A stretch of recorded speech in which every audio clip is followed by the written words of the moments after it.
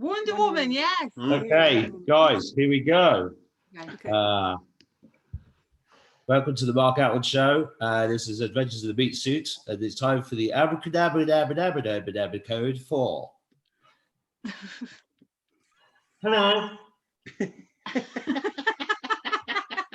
doing a deep dive. I thought he said he's never going to wear a mask. I can't see underwater very well. So That's how he goes shopping. No, this is how I go shopping. This is it. Like, what are you talking about? I've got a fucking mask on.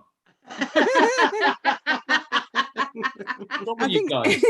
Is that your that's your honeymoon costume?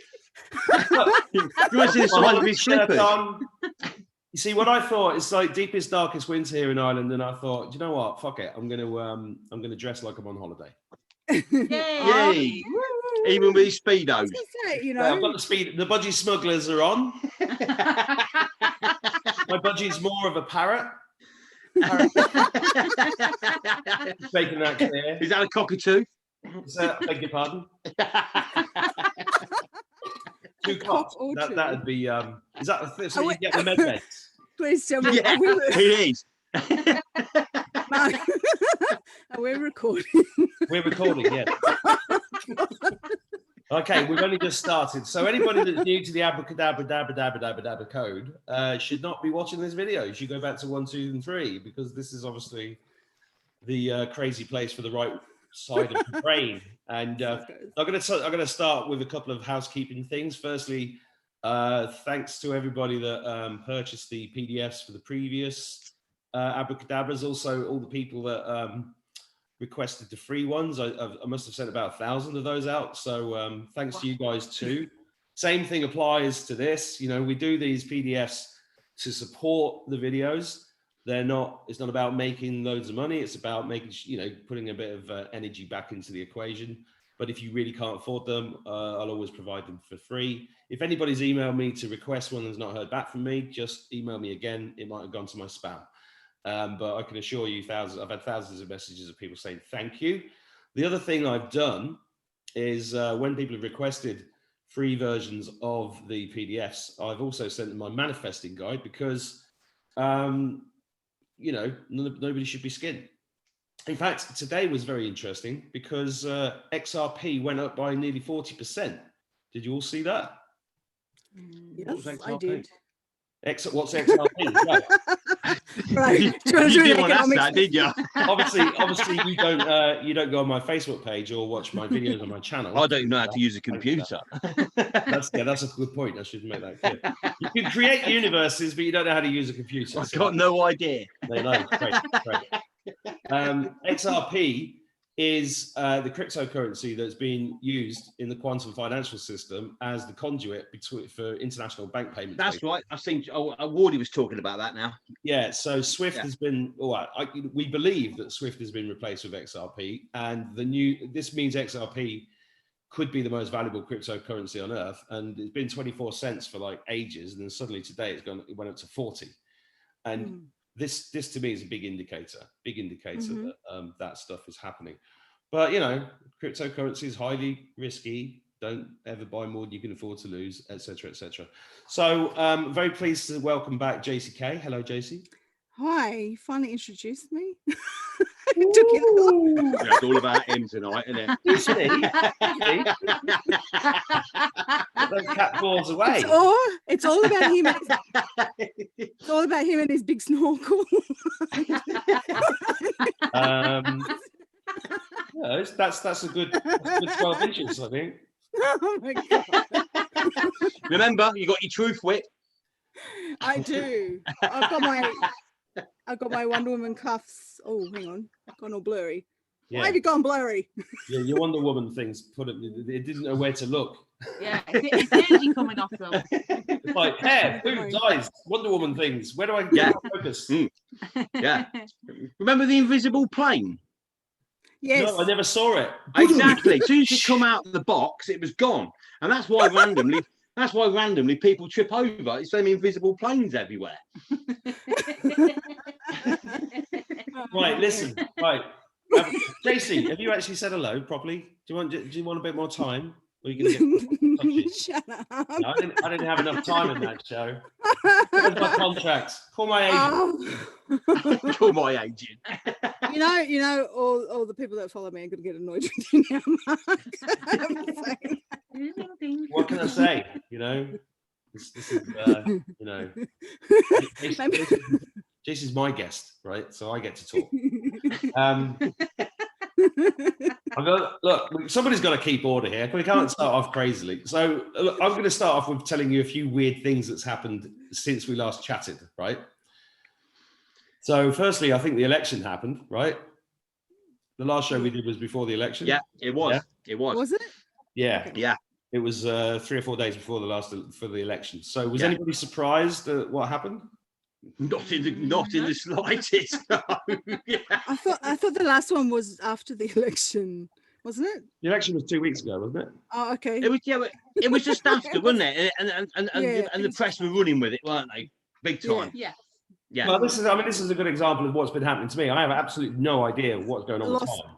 Lost track of time, exactly. I have absolutely. I don't know what day of the week it is most of the time. I'm working most of the time, but I'm like, whoa. It's just like go from one thing to the next. Suddenly the day's over. Yeah. And here we are. I mean, I put up a post on Facebook today that said there was one of those memories from a year ago, and I put up a post 1 year ago today that said, I'm thinking about starting a YouTube channel to talk about what's going on in the world. Do people think, A, don't be stupid, Mark, what a waste of time, or B, yeah, great idea, get on with it? And loads of people went, B. And then I went down the list. I went down the list and I said, this is a post from a year ago. I've already done it. Yeah, but I said to you yesterday, I said, just think back to August and now look at where we are. I can't even believe. Because you started your channel in August, right? I have no idea. I think you did because you started. Was it warm? You started it we took everything. Was it cold, warm, rainy, or miserable? We just did it on the seasons. Well, yeah, it was definitely. I was on a road trip with my son just before school started, so I think it was the last weekend in August. Yeah, that was when I did my. Because you started it 2 weeks before I did. Because I started my Facebook group on the 30th of August. And I think you started, same time, basically. Yeah. And then I started my YouTube channel a week later, 5 days later. That's weird, right? Isn't that crazy? Yeah, no, always the same. It's crazy.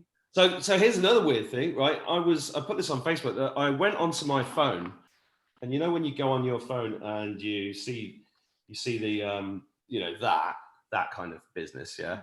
Well, I turned it on. I saw that, and I noticed the time. The time on the clock, I don't know if you can see this in the light, but the time on the little clock there said it was 10 past 10. And so I subconsciously recognized it. And then I went, hang on, that said 10 past 10. So I went back and then it said it was 3:25 p.m. And the 10 past 10 is exactly what was on Q's post with the Mickey Mouse clock. Yeah. So that was extremely strange. The other, I'm going to do my extremely strange things and then I'll pass over to you. The other thing is I've never, ever seen so many rainbows in my entire life. And they all come right outside my window here. Isn't it? I'm not joking. And they're different. They're a different color. Yeah. Right. So I know you've got something to say on that. They almost match the colors of what's been put into the quantum. Well, we're going to come on to this because I know we've had a brief chat about the rainbow colors. The other thing, I was chatting to JC the other day and her eyes went bright blue, like this kind of blue. See that kind of blue there? Like for a split second. Yeah. And actually bringing this up, I'm going to tell you a story about Marrakesh. One night in Marrakesh, about when I was living there about 4 years ago, I was sat in the garden at night, and because it was like 40 degrees every night, always sat out in the garden, gin and tonic, chit chat, looking up at the sky, always seeing UFOs. Every single night I saw a UFO. But this particular night, about midnight, all the lights in the whole area went off. And then a split second later, the whole sky went from black to that color blue, like totally blue, and then back to black again. And we were all sat there going, wow. What the fuck was that? Right? That's amazing. So this color blue is very interesting to me because it's also, I put it into my poem that I released today called Release the Kraken.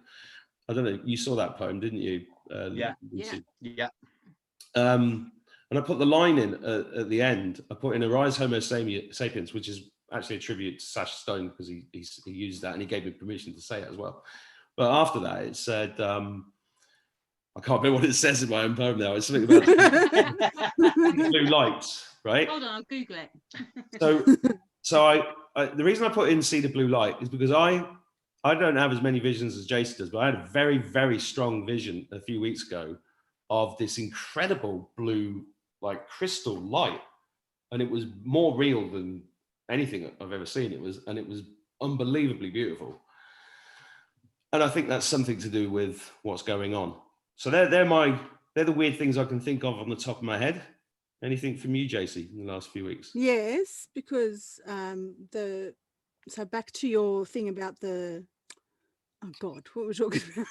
And the first thing about the time, that was, I think what happened, I was working at my computer and you were doing something, I think with your daughters, and I said something weird just happened. I had this time glitch thing, and I saw something out of the corner of my eye, and you said you were seeing things out of the corner of your eye. Yeah, I've been seeing lots of things out of the corner of my eye. No, but that time when when you looked vision. at your phone and there was a weird, you said you were seeing things out of the corner of your eye. I saw something out of the corner of my eye, and I felt this time glitch thing, like two worlds had merged. It felt like there was someone else in my space, and I went, and I kind of I was like, is that who I think it is? And you said you saw it too, and then 5 minutes, I think it was like, and then you messaged me, go, this weird thing happened to my clock, and I said 5 minutes ago, I swear there was like a time glitch.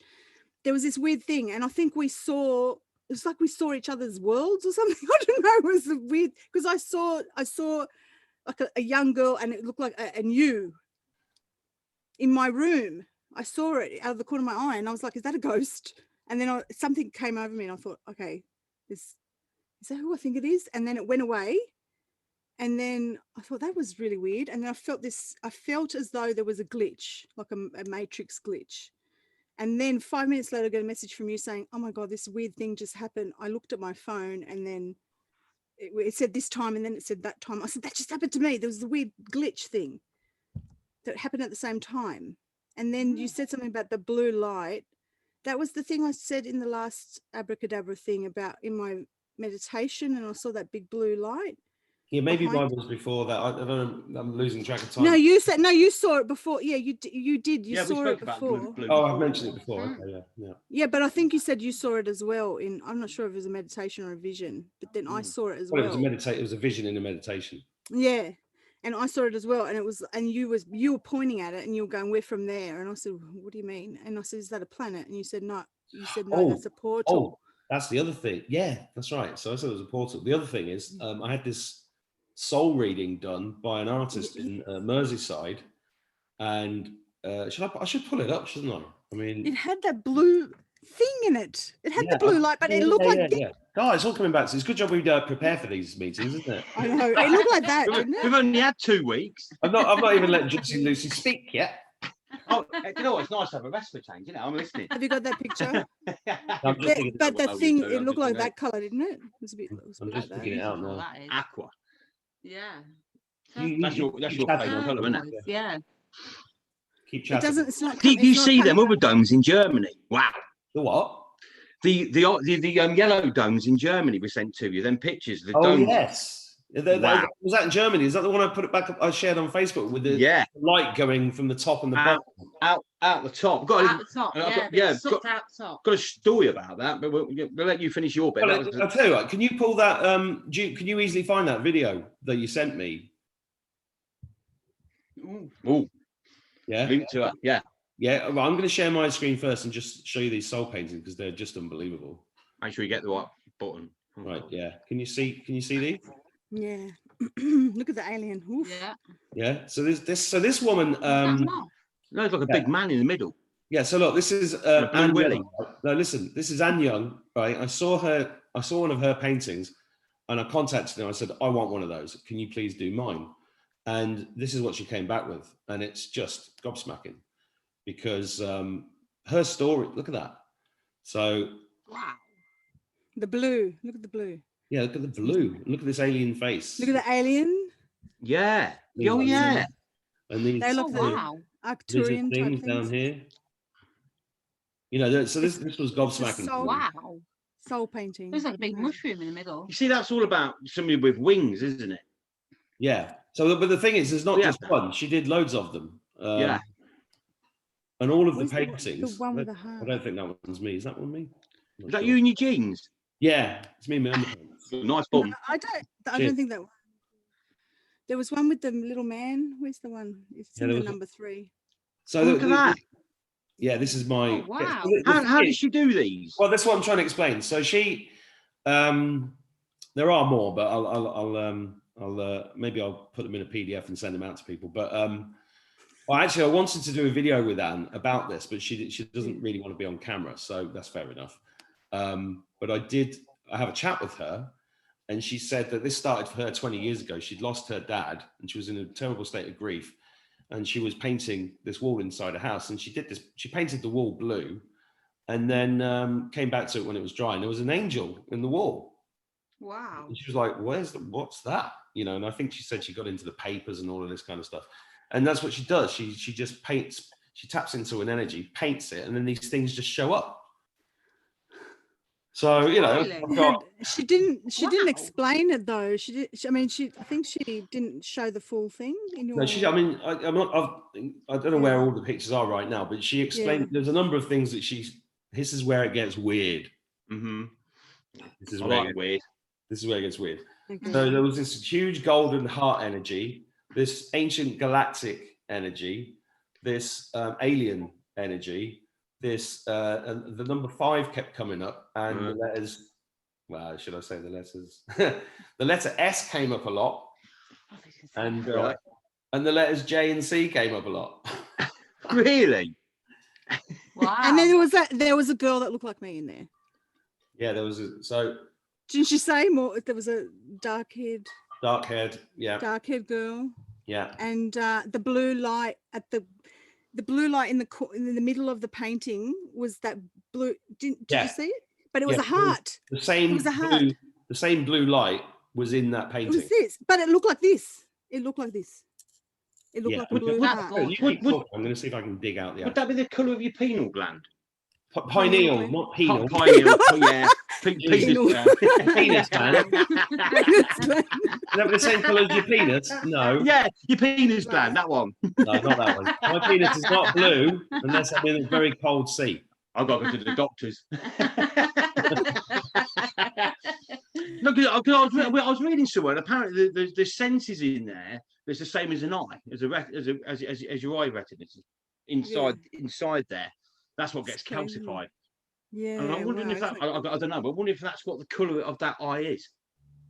See, how do they know it's calcified? This is what I want to know. This is what, Because I don't focus on the pineal gland. I don't think about it. No. I just do what I do, and I think people focus too much on it. I think George Cavaslas thinks that it's an implant, and some other people have said that's an implant. I don't know how to explain this. It's like how the chakra systems are an actual implant that the Anunnaki put in us. So even though they're organic, they're still an artificial implant in the human body. Does that make sense? Yeah. So that's I wonder if some people have got. So that it's not actually part of who we are. Like the pineal gland's not necessary or something like that. Yeah. Because I wonder if some people haven't got that, and that's why they can't see what the hell is going on. Maybe. Guys, I thought we were supposed to be on the show giving answers, not asking questions. It doesn't matter. It's all good. There we go. How are you getting on with the Phase and Fable book? Anyway, it's amazing, isn't it? Can you see this picture? Yes. So this is another one. Is that your one? There's another blue face there by the looks of it. Oh wow! Yeah, I could see that. There's one there as well. There, look.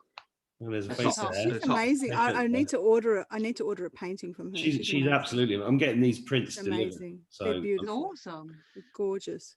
What she do? Does she just do it on your name or? Yeah, look, his close up.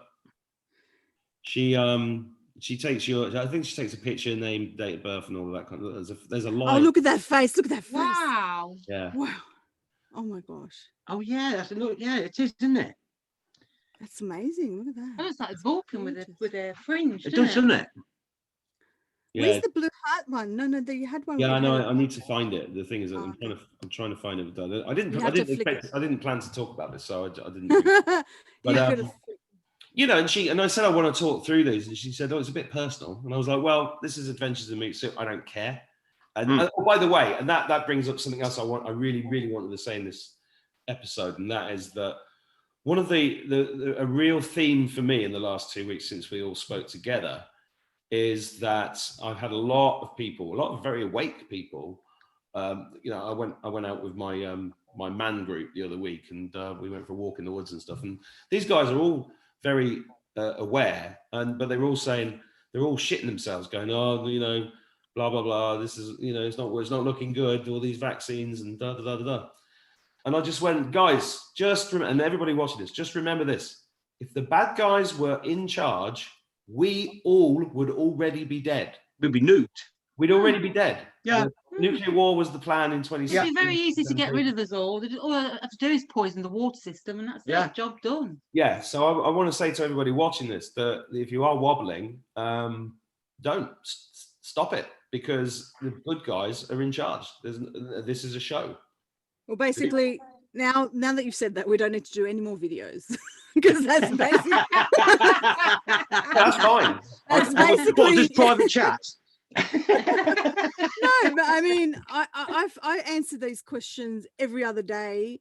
I mean, you know, did you know you saw my videos the last 2 weeks? Yeah, wicked. Amazing. I basically told the people to pull the deep state dildo out of their ass. And, Love that you bit. know, Love that bit. Yeah. and then I told a whole bunch of other people to fuck off, so to go fuck themselves. So Yeah. But basically, you know, we've been hammering this home over and over and over again that you're in love with your captors. Basically, that's really what it is. And everybody's got Stockholm syndrome, and everybody's been traumatized, and so nobody knows what to believe anymore. They've sort of just been brainwashed into believing and trusting in their captors, and this is why everybody's still under that spell of, oh, you know, oh no, Boris is still in charge. Oh no, oh, you know, we need to get rid of him before anything gets better. And oh, when's the vaccine? I don't think he even got his missus pregnant. Yeah, well, basically, what Mark's trying to say, and what I'm trying to say is, like, you know, everybody needs to relax. The plan is working perfectly fine. We are completely safe, and we're just literally, every single video we put out is literally saying that to you over and over and over again. It's like, you know, work on yourself, you know, raise your vibration and try to understand that everything is under control and everything's okay. That's yeah, I mean, somebody was saying, you know, your poems, why are you putting out all these really positive poems about things that haven't happened yet? Because my poems are kind of talking about the world as if these things have already happened. So they kind of manifest their affirmations in poetic form, right? Yeah. And I'm like, well, you know, it might seem like a big risk to you, but it's not to me, because we are, like I said, if I'm wrong, we're all dead anyway. So who gives a shit? Yeah, exactly. Right or not? and just to add on to that conversation, when we took the banks on in 2003, 2004, we didn't know nothing about the cabal. We didn't know nothing about the Illuminati. We knew nothing about the bad guys. Yeah. And we took them on, and we met these guys face to face. Yeah. And look, we're still here talking. Well, actually, I want to interject there, because I was going to talk about the comments that we've had in the videos and email. I've had loads of emails and comments, and I read them all, and it's impossible to go through every single one. But we do, don't we? One of the questions that came up was about whether when you touched upon dealing with the banks before, people were wondering whether you'd done that, you know, with the energy, or whether you were actually physically there as humans. And I just want to make it clear to everybody watching. Face to face, toe to toe. One of the reasons why you're anonymous is because of what you went through with the banks 20 years ago. Yeah. I just wanted to clarify that. To the point, after we left the property, they moved people into that property that looked like us, like copies. Really weird. Because friends of ours, gospel truth. And they put blinds up and put plants in the windows, just like we had. They had the same car. We had friends knocking on the door, pretending they'd actually forgotten we'd moved, and those people looked just like us. Just like us. and the house is done like we were still living there. How mad is So that? who supplied that? Does that mean we've all got clones, or what's going on? We have no idea. We don't know, but we have got at the clones. time. We assumed at the time it was the police. Yeah, we assumed at the time it was like an undercover thing with the police, and the police didn't want the banks to know that we'd left the property. Yeah. Oh, okay. Like a witness. Because at that point, the banks were refusing to actually even talk to us. They just kept saying no comment, no comment. Right. So we think the people that we actually went to court with were the police. The police. And they wanted to take the property off us because that's evidence of the crimes. And the thing is, and I was talking to somebody today about a very similar thing. You know, like somebody who'd had money taken out of their bank account, which is completely illegal. All of these types of things that happen in law are only because we give our consent. Exactly. And because we enter contracts with this system. Even when, you know, if a policeman says, do you understand me? You actually say, if you say yes, you say, no, I agree to stand under you, and you've entered the contract, and therefore they've got you. Yeah. Right. And it's like, if you go into a court, are you Mark Attwood? And if you say yes, you've just agreed to represent the straw man, Mark Attwood, instead of you as a human being. So this is why common law is going viral at the moment, that I'm noticing. And there's affidavits flying around everywhere. Yeah. Everywhere. That's why Trump and the team are having to take this right to the edge of the precipice with the vaccine and with the voter. You know, they knew this voter fraud was going to happen, but you can't put somebody into prison for a pre-crime. You have to let them commit it. You have to show them doing the crime before you can do anything with them. So, and I've been through, one of the reasons why you guys and I clicked, from my point of view, is that I've had 20 years battles with the banks and with solicitors through business. And I learnt years ago, I think it was back in, I'm going to tell you this story because I know you'll probably relate to it in some way, but I was running a business where we just got it off the ground. I think it was 2008, 2009. And I got into the business one day and Lloyd's TSB had basically stolen £120,000 off me. Yeah, I was involved with it. And I was like, what the fuck? I know it's going to destroy that. If we didn't get that money in, we would have had to let everybody go. And we was just, you know, we just got up to about. Yeah, it's not your money. It's what you need to run the business. Exactly. So, and I remember ringing them up and it was so weird. And this has happened quite a few times because when I was speaking to the bank, it was literally like speaking to a robot. The guy on the phone was just repeating this thing, but he had zero humanity, zero empathy. And I ended up getting very fucking cross and I was calling him all the names under the sun. And afterwards I was like, what am I going to do? And the technique that I used then, I've used about 10 times since to get money out of organizations when they say they're not going to give it to you. And I was racking my brains for what could I do? Because this business was going to close down within a matter of weeks if I didn't do something. And I wrote to them and I said, basically, look, I'm an internet marketing guy, and this is the press release I'm about to put out, which shows how you've destroyed this up and coming business, and you put all these people out of work, how you are, you know, not the friends of business, and blah blah blah. And I put that out. I put that to them. I sent it to the boss, and I got the money back the next day. Wow. We use that as well, haven't we? We use that same sort of thing. That's reminding me of another story where there was I was working in the skip hire industry, and there was basically the government tried to bring in a tax the next day, right? It was totally illegal. It's not due process at all. This tax, I was told 3 weeks ago by a very famous guy within that industry who didn't realize it was me that had done this. But basically, this tax was announced at like 10 o'clock on a Friday night, and it was going to be implemented the next day, which was totally illegal. The tax was on a certain type of waste going into the ground. The government would have earned billions out of it every month, but it would have decimated literally the whole waste industry in the UK. I remember that when it came in. Well, the thing is, here's the thing. They announced it, and then the government minister, Lord Gummer, Selwyn Gummer, I don't know if you remember that slimy shit. No, but it sounds like slimy shit, doesn't he? Yeah, he was part of Thatcher's government. Anyway, he came on the Jeremy Vine show, which was on BBC Radio 2, which is like 5-6 million listeners. And I was invited on as the spokesperson for this whole industry because I published the magazine for the skip hire industry. So I went on the radio and I defended the whole industry, I thought really, really well. And I knew exactly that they wouldn't give me much time. So I got it all in really quickly. And then I got cut off, and they repealed it 2 hours on the way back from where I was on the way home. They repealed it. Wow. Now, what the reason I'm telling these stories is that when you don't give a shit about the consequences, and you don't give your power away, you can move mountains. Human beings move mountains, and when you call their bluff, they shit it. They feel it. They shit it. Yeah. Yeah, they do. Absolutely. They do. We just wrote a text to somebody, didn't we, about sieging castles.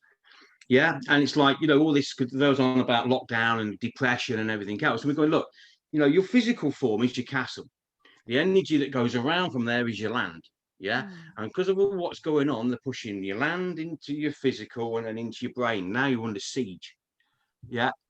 It's like I say, castle. And if you're in a siege in a castle, you've got two things. You've got to sit it out, or if they entrench around you and your energy levels, your physical levels and everything else are going to deteriorate really, really quickly. So you've got to come out and kick them up the ass. Basically, come out of that castle, kick them up the ass, entrench them, tear the camps down and get out. Get out from that siege. And if everybody just even thinks like that, don't have to go and do it, thinks like it, they will go away. Yeah.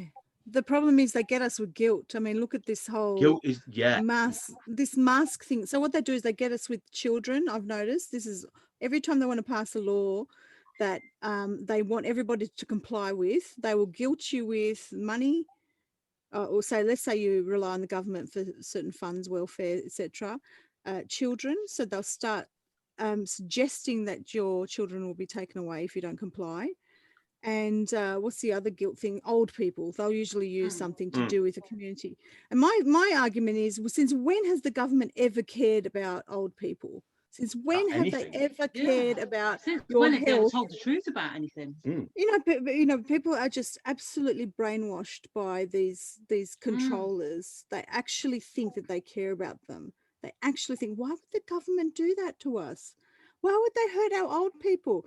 I mean, look, they have just, I don't know. We're saying exactly the same thing. Where have they got this thought pattern that everybody that rules the world like you? Where have they got this from? It's like, they've got this thing that all these governing people like you and want to look after you. Where have they got that from? It just makes me think of, the best analogy you can say is like we are an abused society with a horrible abuser that we've fallen in love with.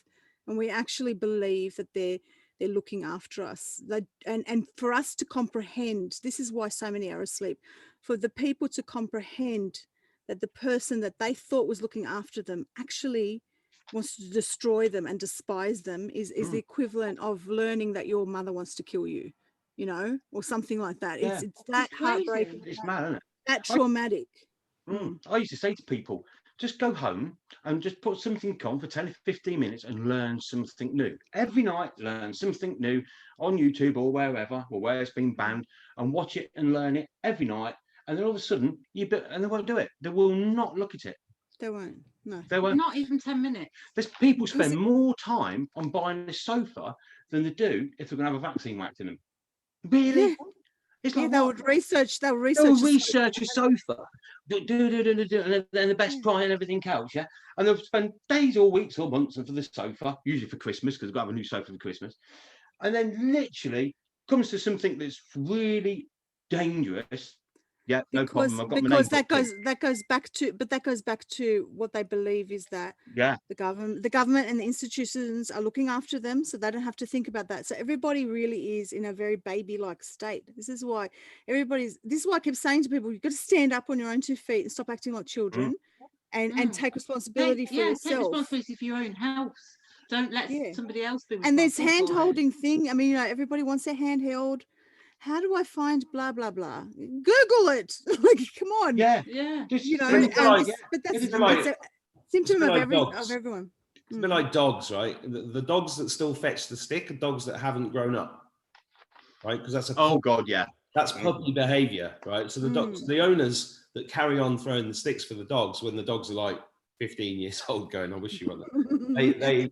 They've been conditioned to do that, and it really is as simple as turning off the TV. Basically, I mean, when I try to speak to people who've got the TV on in the background, they cannot focus on the conversation you're having with them. No. And have you ever been around around somebody's house when they put on one of the soaps and literally you're having a conversation with them, they put a soap on and they're gone. Yeah. They are just literally focus, boom, and literally you can't do whatever you do. Well, that's why they can't break them out of it. That's why they're called soap operas, because they wash your brain. They wash your brain. Yeah. Of course they are. Yeah. And that's why they're called bloody neighbours. Bloody neighbours. Neighbours. I used to watch Neighbours at school, didn't we? I never watched it. I can't believe Paul's still in it. It looks good. I never watched soaps ever. No, listen, guys. From a young age. We still haven't spoken about it. Guys, yeah, this is called the Abracadabra Code, remember? Oh, yeah. So, a couple of things about the Abracadabra Code, right? So, it seems to be, I mean, I'm just going to share the some of the things people have been saying, not specifically to read through them all, just to sort of, this is like the last episode. And, you know, the general theme is like, yeah, everybody's enjoying the humor, seem to like us, blah, blah, blah. Informative, entertaining. There's some really good questions like this one from Maggie, which I might come back to later. And it's falling into two kind of schools, right? So I'll just explain it. I tried to get a writer involved to help with the new PDF for episode 4. And she rang me this morning and said, I can't do it. I just don't understand any of this. And I don't know how I'm going to explain this to anybody else. And I was like, that's completely fine. It doesn't surprise me, right? Because tell you what, Mark, we did put a shout out forward, didn't we? We got in touch with her tonight and says any time you want a Zoom call, when she's got 5, and she said we're going to sit down with her over a few nights and explain everything to her exactly how it works, and then hopefully she'll get it. Yeah. Even if she doesn't write it, it will help her out. Well, this is what I've tried to explain to people. So. It sits. A lot of people are saying, I watched the first one, didn't get it. Watched the second one, didn't get it.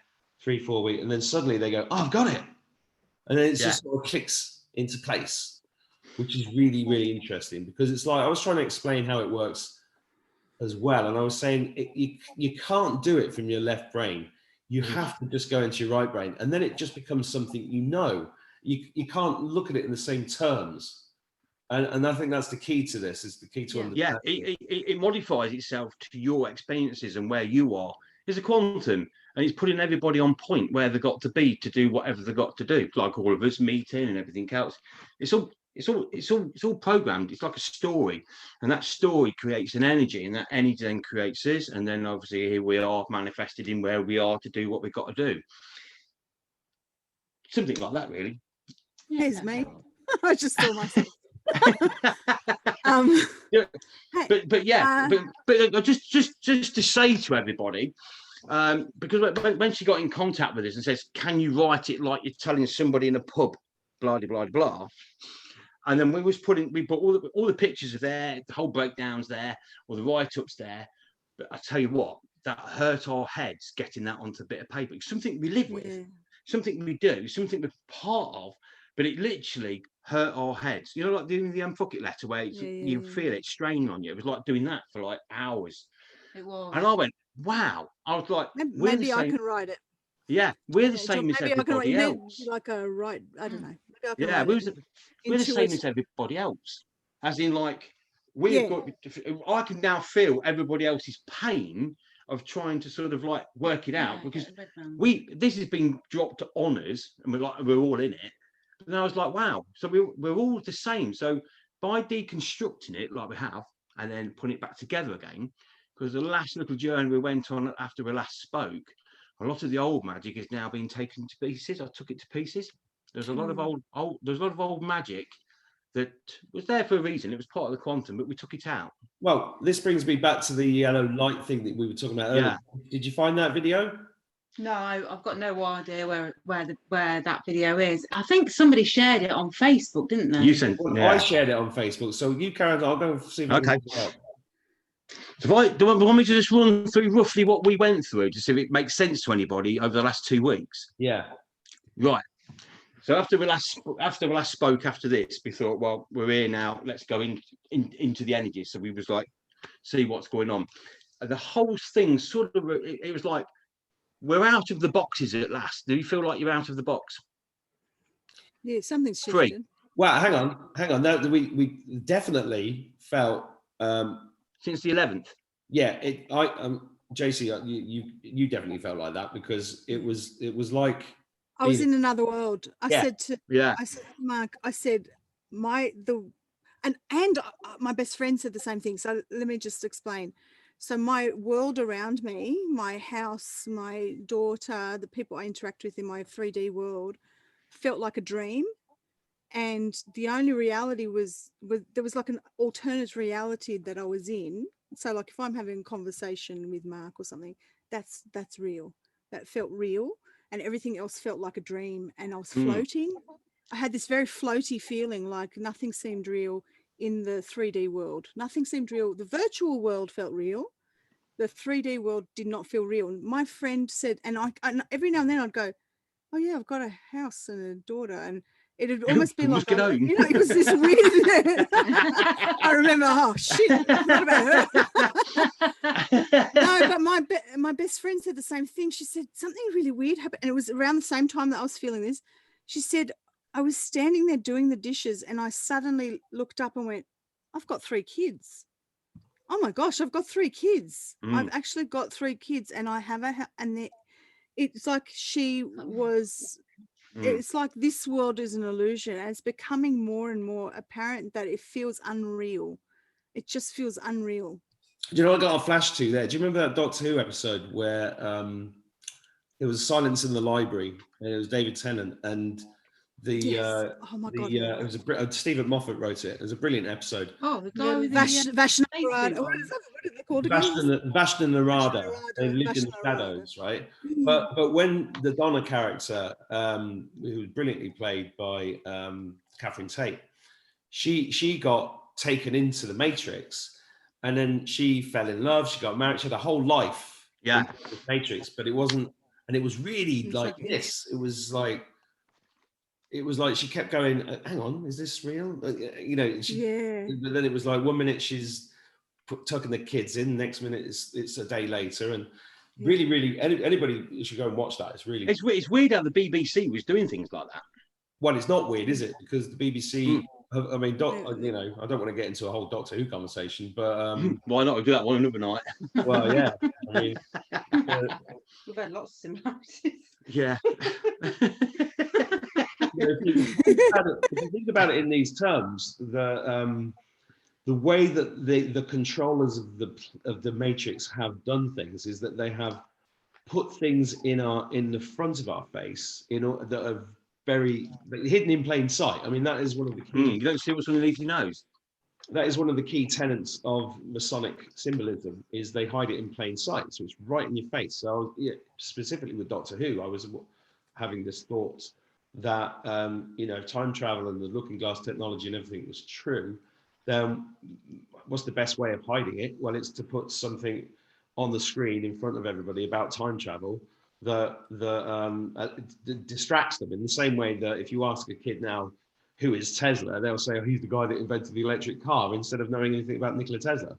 So and actually even the movie version of Doctor Who, played by Peter Cushing, was based upon what Nikola Tesla looked like, so we were talking about time travel a long time ago, because I think over Great Britain, I think there used to be about 8 or 10 different time zones over Great Britain, and when they put the railway lines, hang on, what? Over Great Britain years ago. I just don't. There used to be different time zones, because obviously as the sun rises from the east to the west, you've got a different 12 o'clock. So if you're using a sundial, your 12 o'clock is different from the east to the west. So you've got a different time zone of like midday, blah blah blah. So if you think about it, every sort of millimetre as that sun's going across is a different time zone. So was that an official time zone? It was yeah, it was official. And then when they put the railway lines in, they tried to work out the timetable, and that was a fucking nightmare because obviously you've got blah blah blah. Because obviously the different time zones from east to west and north and wherever. So when they put the railway tracks in, that's when they went to Greenwich Mean Time to put the actual the timetables in. Yeah, I never thought of that. Yeah, but then funny thing is, British Rail spent millions of pounds because they used to always still be 5 or 10 minutes late, no matter what they tried to do. Yeah, because the fact of them time zones are still there. Well, this is also interesting because I was speaking to somebody here in Ireland the other day, and they're building all these new big roads, right? And one of the guys there who's very connected to ancient history here, he said, whatever you do, carry on down the old roads because that's got the energy of your ancestors down those roads. And when you go on one of these new roads, you are losing your connection to the land and to your people. And that's part of why they're building these new and they're building brand new big roads that aren't really needed right next to the old roads, right? And so back to British Rail. Do you know the first thing that popped into my head when you talked about British Rail? And I'm asking you specifically, Juicy, because we grew up around the same time in England. Who used to advertise British Rail in the 70s? It was the government. No, who used to be on the adverts, you plonker? Oh, on the adverts. Do you know what? I can't remember. Right. If I gave you the logo. Remember the logo? Yeah. If I gave you the strap line, you'll know. This is the age of the train. Oh God, I can't remember. Now then, this is the age of the train. God. Yes. Yeah. What else did that fucking monster advertise in the 70s? Clunk click with every trip. Yeah. What about Rolf Harry's in the swimming pool for the kids? Is it Jimmy Savile? What do you mean, is it Jimmy Savile? That was a phenomenal impression. It was not. now then, jangle, jewelry. Okay, but I have to explain because we're not just British audience here, so like we need to explain this to people. Oh yeah, that's true. Well, so you did, JC, before you came along, we just did what we wanted. Well, you just Americans don't understand what we're saying anyway, so no, that's why they like us. Yeah. Well, the amount of people going, I really enjoyed that, but I cannot understand a word they're saying. I'm like, you don't understand Texan. I'm here to translate. Yeah, go on. I'm only joking, Americans. It's called English. You're just too British. You're just too British. Okay. So Jimmy Savile was the one who was advertising these things, who is the worst kind of he was a state pedophile. The lot, yeah. Best friends with the royal family. Actually, do you remember that Doctor Who episode? Back to Doctor Who. There was a Doctor Who episode that had a character that was like Jimmy Savile. Do you remember that? Which one? No. There was one where there was a guy in a hospital, and he was running a charity, and he was going in and I swear to God, there was one that was like that had a character that was like Jimmy Savile. Well, and he was taking advantage of the disabled children and things like that. Well, the whole character of the Doctor, really, if you go back, was this old man in a box with a young girl who was his granddaughter. I mean, actually, good Lord, yeah. But this is the BBC. I wrote it in one of my poems. We see you, the statue of filth on the BBC, outside the headquarters of the BBC. Yeah. 1936 is a paedophile of a guy being sucked off by a kid. By a known paedophile artist, and they refuse to take it down. They have been pushing satanic paedophilia on the British people since the 1930s. And that model has been copied worldwide with ABC in Australia and RTE in Ireland, whatever you do in the States. You know, these motherfuckers use these channels to do this mind control hypnotistic bollocks. And, you know, so there is a point to this because these lines down which the trains go are parallel lines, are important. And here's another thing I remember from studying years ago is that there used to be two lines. There'd be the Great Western and the Great Northern. Different sizes, weren't they? And they're all the same size because the Brunel one got the 7 foot long one got pushed out a long time before that. But they would have competing train lines, right? So you'd have same two different lines, literal lines going from London to Scotland, and then they conglomerated all the railways. They said it was because it was really about centralisation of control of transportation, which, by the way, incidentally, is exactly what Uber is. If you use Uber, you are a fuckwit, because what you're doing is you are using a company and you're putting your profits back to a central corporation in America instead of feeding that family in London or wherever. We always use small shops. We use small shops. We all go to local shops all the time. Even though it costs us a little bit more, we support all the local small shops. Same here. And I have this argument with people, and they're like, "But Uber's cheaper and it's quicker." And I'm like, "Yes, but you're going to put out of work not only all the ordinary taxi companies and the local businesses and the local families and all the families that taxi work supports. You're also going to put out the Uber drivers, because the Uber plan is to bring in driverless cars." So all these drivers that you think you're supporting and you're giving you because you're getting your slightly cheaper taxi, wake the fuck up, you idiots. Stop using centralized stuff. Where we can, we buy off local people, local shops. We don't do corporate. We don't do corporate. And we learned this a long time ago with the banks about the corporate, about this. We used to just call them the corporate. And we thought once we realised how corrupt the whole system was, you don't use the corporate. You don't use the corporate. And the thing is, we've got friends that we talk about the experiences we've been through, and then I talk about the experiences of what's going on now, and they don't believe what's going on now because they don't believe us of what we went through, if you see what I mean, which is quite upsetting in a way, because like it's quite sad because like obviously we've physically been through all of this. It's not a thing you can actually make up. You know what I mean? It's like, why would you? And it's like, we explain about all the stuff that we've been through on a personal level, and we've been put here to do that. That's what, and the Abracadabra was given to us to help us to do that. I don't think I've read not one comment that has suggested that you're not telling the truth. It's it's personal friends. Personal friends. Oh, okay. No, this is like personal. This is like the 3D lot. 3D lot.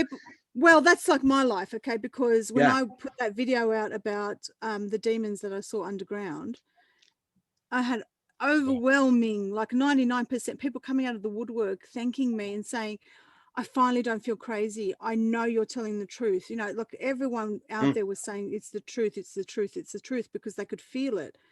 And yet everyone that knows me, like close friends and family, think I'm nuts. Like absolutely. And I'm talking my mother thinks I'm nuts. She doesn't want to talk about it. She says, "I can't believe you put a video up like that." I've had my brother and sister won't talk to me about it at all. They will not talk to me about it. They won't even mention it. We've got I don't want to say who else, but someone very close to me also. We had exactly the same. To this day says I'm making it up. Didn't believe it. Well, so I told you my brother defriended me on Facebook. I told you that before. It's mad, isn't it? Well, my brother did too. Isn't it nice now? Because we always thought we was on our own against the whole world, and I think everybody else like us was on a personal journey. And I think felt that's isolated. Like, why me? Why me? Why me? Is it only us out here? But now the time is right. But that's what you're representing. So this is what I believe. Like people, so 3D people, like my friends and family, they think I just am full of myself, and I think I just want to be famous, and this is why I have a YouTube channel. They literally think that. They literally think that that's why I've got a YouTube channel. The way I see it is that certain people have come to prominence in the truther community or the higher consciousness community because we're just the representative of everybody else out there who is awake and who is trying to wake up.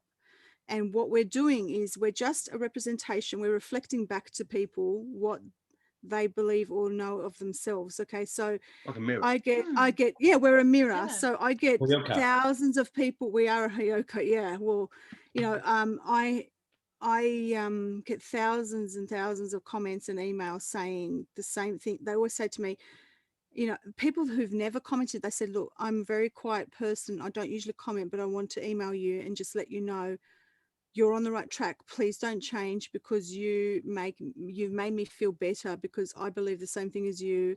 I knew what you were saying is true. It just makes me feel like I'm not alone."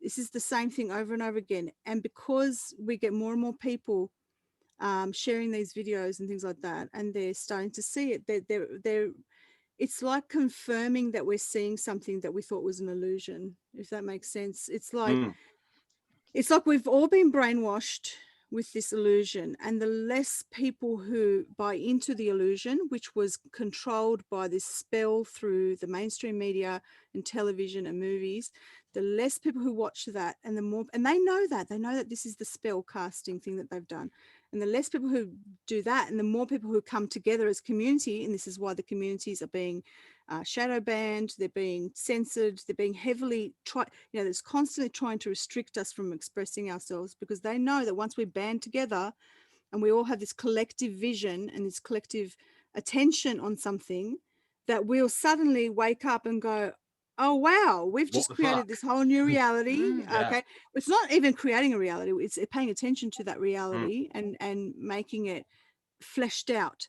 I think that might be why we're starting to feel that the 3D world is feeling less real. That's brilliant you say that, because I'm trying to good segue. I'm trying to very good. I'm trying to steer the ship here, and I want to go. It's about to crash into the rocks again. Okay. So here's the video. Right. So I'm just going to try to play this. Das ist ja der Wahnsinn. Achtung, Look at that picture of me. Don't I look young and fat? Right, here we go. You look like a redhead. This is why I thought you had red hair. I'm not a redhead. You look like a redhead. Not a fucking redhead. I like redheads. Look at that. Look at that video. Amazing. Wow. Oh my God. There's a rainbow bit. Dome. That looks like a dome. Oh my God. Yes. The rainbow bit. Now, it's lovely. Now this phone. Now on our last journey, because obviously we were always involved with domes and spinning things and stuff like that. This happened after the 11th or after the 11th. This popped up. Yeah. Now on the last one we went on, it was all about getting back on point. This was the 10th. You see the date there? Yeah, 10th. And it was all about getting back onto point to get out the box. So literally we had to be back on point to get out of the box. Yeah. What does that mean? On point. Right. So basically, the way if I just say how I see it, it probably isn't 100% true of how it actually works, but it's how I see it. Yeah. You have two boxes, and in them two boxes, you've got like 1,000 years in each box. Yeah. So then what you do is you write the story, or the energy writes the story, sets the story off from the back of the box on one side, and does it on the other side of the box. So basically you've got two parallel universes in sync with each other, and they lock together as a dome. And then when them stories end, we step out of that box into the next box, so that we're always on the same point for the next story, the next story, the next story, the next story. So okay, let's look at it like this. I'm going to try and visual.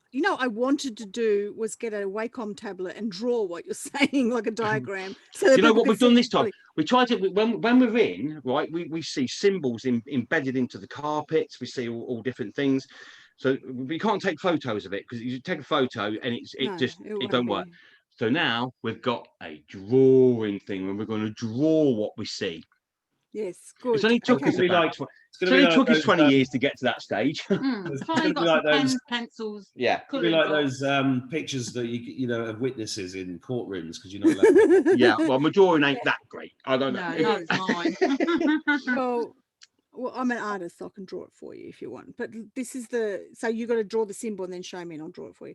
Yeah. So what you're describing, let me just get, because nobody can see you, so we've got to describe it. So you're saying that a box is like a universe? A universe. Yep. Okay, so we're here, all floating around in this box. Yep. And there's another box that comes along, and we're side of it. We slide into it. So it's this seamless. It's a seamless thing. So we're constantly traveling through time and space. Time and space, but always on the same point. Always on the same point. So it's just like kind of like a travelator coming up to us. Yes, and we're just sliding together. And when that story ends and the next one starts, boom, like boom, something boom, just boom. like weird little And thing. the last one, the ones I've always been dealing with, the last one when we was all out of the box doing what we was doing was Egypt. Don't know why, Egypt. So now then, and what happened was in Egypt. Now then. The box was the energy. I got to make the visuals for them. Yeah, you've got to do that. I just want to. Yeah. Oh my God. See. Oh, here we go. Hang on. I can't be beaten by that. He's got the bangles as well. Oh, by the way, guys, did I ever tell you? So here comes this. We're in Egypt. Go on. We're in Egypt. I am a white hat. Oh, God. Man from Del Monte. Did you have that prop ready? This is what I'd wear in Egypt, if I was there. Yes. and look, and you got your safari suit on. Almost. Just for holiday. Can I show a prop? I've got. Hang on, I'm going to beat you to it. Oh, crap! It's happened. It's a pyramid. Yeah. There you go. A pyramid. Actually, I'm going to do a segue there. As I was playing that video and it said up next, and there's this character called Jonathan Pye. I don't know if you've seen him in Australia, JC. Little pyramids. Who's Jonathan Pye? He sounds delicious. His middle name is Chicken and Mushroom. Jesus, Juicy and Lucy didn't laugh at that one. I'm a bit. I'm waiting for something else to go on. Oh, God. Steak.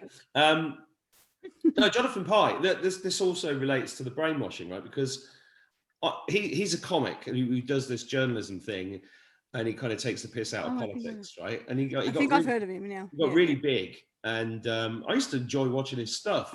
And then when Brexit happened, he started being against the people who wanted Brexit, and then now that video just then said Trump is a loser, and he's taking the piss out of. And he's basically a hardcore fucking communist liberal idiot who kind of, I felt it's a bit like the Pied Piper, like Jimmy Savile was the Pied Piper. By the way, anybody watching this should go and look up a video on YouTube called "Was Jimmy Savile a Wizard?" It is incredible. Yeah, it's an incredible video. Never even heard about that one. No, honestly, go and watch it because it proves it's got to do with his bloodlines. I'm telling you, it proves beyond doubt that he was an actual wizard, like John Dee before him. He was playing exactly the same part as John Dee did with Elizabeth I, controlling the magic. That big cigar he had was his magic wand. He was always wearing jingle jangle jingle jangle jingle jangle. That's magic. That is a magic. It's a frequency. It's a hypnotism. This comes back to the words abracadabra, the magic, right? Yeah. Because they have been using it throughout history, and people need. That's why the abracadabra code is so important. I want to talk about that. Go on.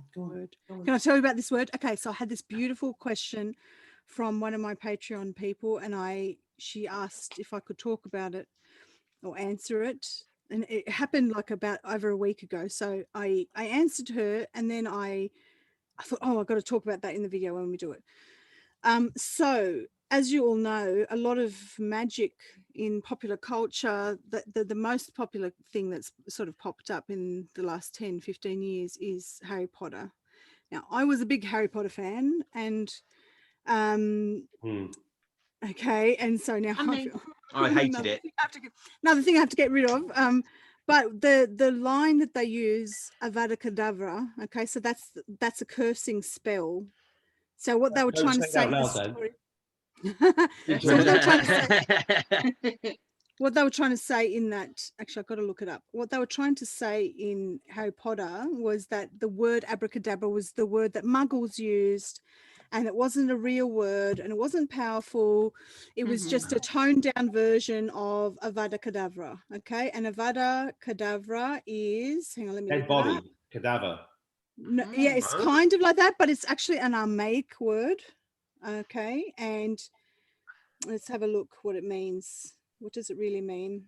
It's an Aramaic phrase that means I will destroy as I speak. Whether the words were chosen to be similar to the Muggle mock incantation abracadabra is uncertain, but seems likely. It is also known by most wizards as Lord Voldemort's signature curse. Okay, so I will destroy as I speak. So what have they done here in popular culture? They've inverted, like all Satanists do, the truth. Okay, Yeah. so they've come in and they've gone, right, we can't let the average person have this magical, powerful word, abracadabra. We're going to say that it means this. And they've hidden it in plain sight by putting it in Yeah. the biggest piece of popular culture in the last 20 years. Yeah. And that's what your friend asked us. She wanted us to put into writing why now we want to share what we have. And the reason is because the old one, this one, is like obsolete. It's finished its thing. And we've drained all the old energy out of it, but now it's all brand new energy. It's a different type of energy in this one now.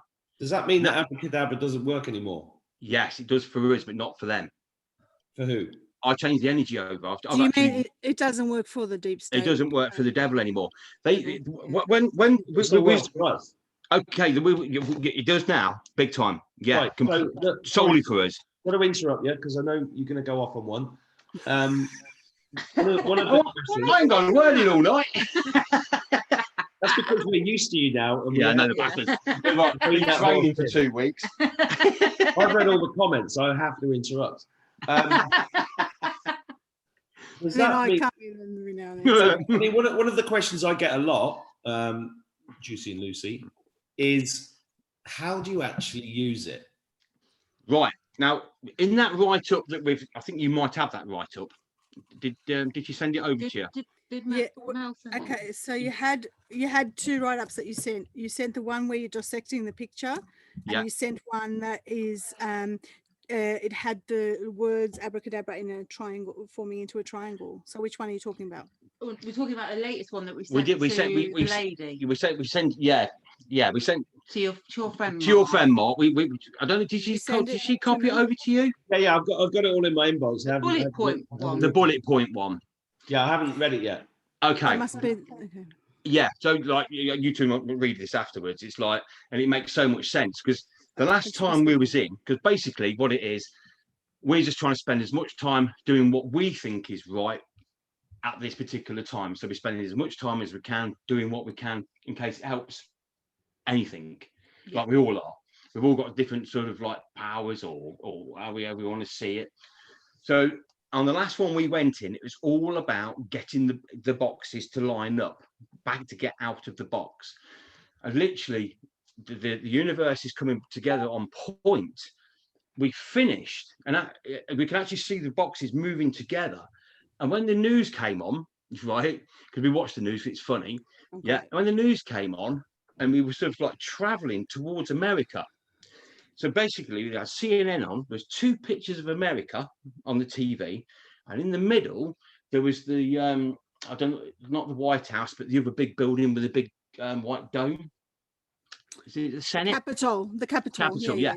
That was in the middle. And that picture on our TV opened up, like boom. And at the back of it, it was moving. It was moving and we was moving towards it.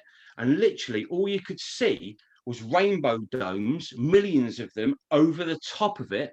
And as we sort of came into it and then sort of like almost docked, like boom, it's almost like, wow, we're seeing America, but we're looking out where we live. It was like split box.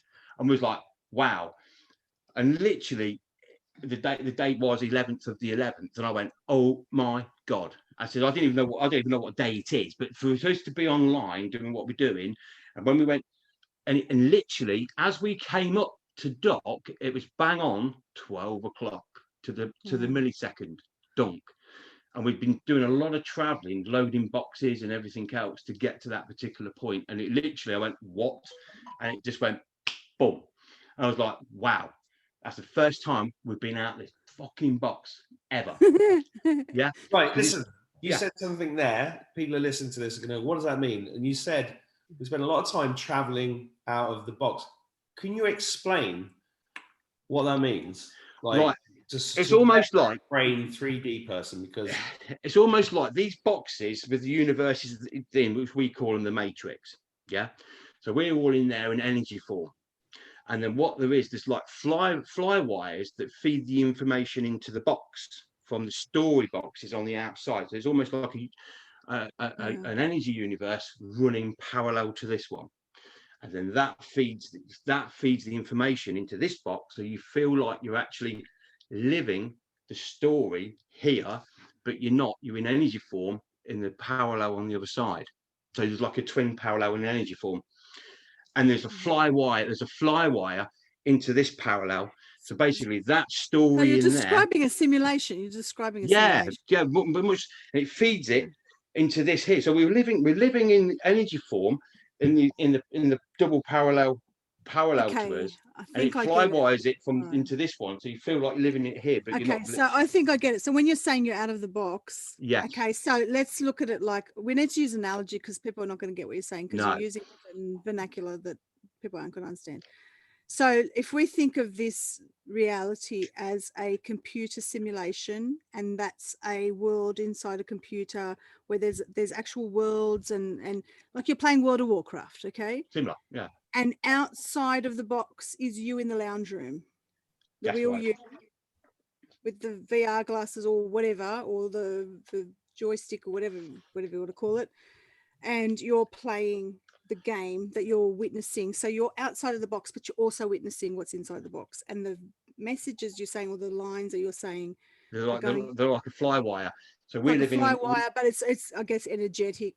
Yeah, it's like a fly wire. So it's like we're here having this conversation. And so when you're doing your little trips, you're actually in the lounge room. Yes. You're outside of the box. Outside of the box. Okay. And you're going and doing stuff behind the computer scene. Like, like the computer simulation still exists, the world in it still exists, and you're out here tinkering away doing stuff. So listen, I think it's time for a musical interlude here because maybe think of this. We need some. Are we going to get some comedy relief? Oh, here we go. Living in a box. Oh, living in a box. Living in a box. Living in a cardboard box. Yeah, I did that on site this week. But you don't need to sing it. Oh, can we play George Michael next? Oh no! Yeah. Not another George Michael. Everything she wants. Are you a Wham fan? I love. Yes. Oh my days! It's like love high five, poor George. I love Wham. Poor George. Club Tropicana is my favourite. I know. How good is that song? I actually like everything. The 80s, the 80s had loads of coded stuff in, didn't they? Yeah. Oh, tons. Absolutely. Like this one, I just want to keep thinking of. This show is going everywhere. Mark, the ship's going into the rocks. No, it's not. It's not. It's just going on a little detour around the island. I should have Vermont living on the ceiling. Oh, no, here's a weird thing I've always had as a kid. Yeah, in my head. And when I told you it, what a weird thing. I said, I'd sooner see the end of the world than miss it by a day. What a weird thing to have in your head from a kid. Wow. Well, I've always said the same thing. Have you thought the same thing? Because you'd be devastated if you missed it by a day. Yeah, and that's why when friends of mine have committed suicide, I've been like, oh fuck, they're gonna miss all this stuff. Exactly. Yeah. But right from being a kid, I've always had this thing in my head that I'd sooner see the end of the world than miss it by a day because you'd be devastated. Yeah. Well, you're definitely seeing it. Well, that's why we're definitely here. Seeing it. But it's weird, isn't it? We're here to enjoy that. Can I ask a question, Mark? You can turn off the music now.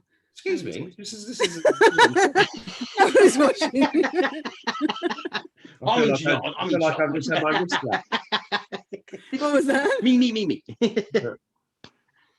Okay, go on. Did I give you a snack? Okay. Tell you what, I'll do my jaw exercises while you're talking. Oh God, let's both do them. I thought you said jaw. I thought you said jaw exercises. I thought, what the fuck? This is jaw size. Look. Oh, I thought you said jaw exercises. I thought, what? We're going posh wanking all of a sudden. That's different.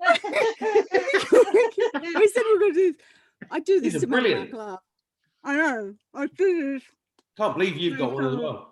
To be fair, I don't need that because, like, no, you don't. You are jaw size. If you buy a jaw size, I'm going to get a T-shirt made called the Permutator. There's a picture of you on the box. Me? There's a picture of me on this. No. Honestly though, when we go into the energies, everything like feeds into me, and I just go on and on and on about different things. Yeah, literally permutating. All of a sudden, the energy starts to run, and it's like warm. Hang on. Permutating. I've been meaning to pick you up on this for about 7 hours. I was going to say, can you do? Right. I'm going to eat a cheese sandwich. Okay. Permutating is one of those words I've allowed you to get away with. What does it mean? Right. Here's a story for you. Right. Once upon a time. Hang on. Are you going to answer the question? Yeah, I am. This is the question. This is how you answer the question. Once upon a time, there's no such thing as a key. Yeah. So somebody decided to invent a key. Yeah. So anyway, this person had this key and thought, you know what, that worked really well. So this same person, wherever they are on a point of time, had a second key made. Now, when he went home, he used the wrong key. Yeah.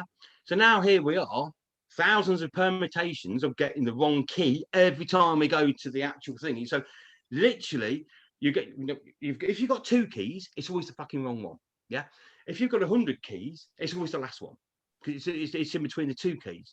So because obviously if that person had got the right key, it would have permutated 2 to 1, 3 to 1, 4 to 1. So it always puts the right key in your hand.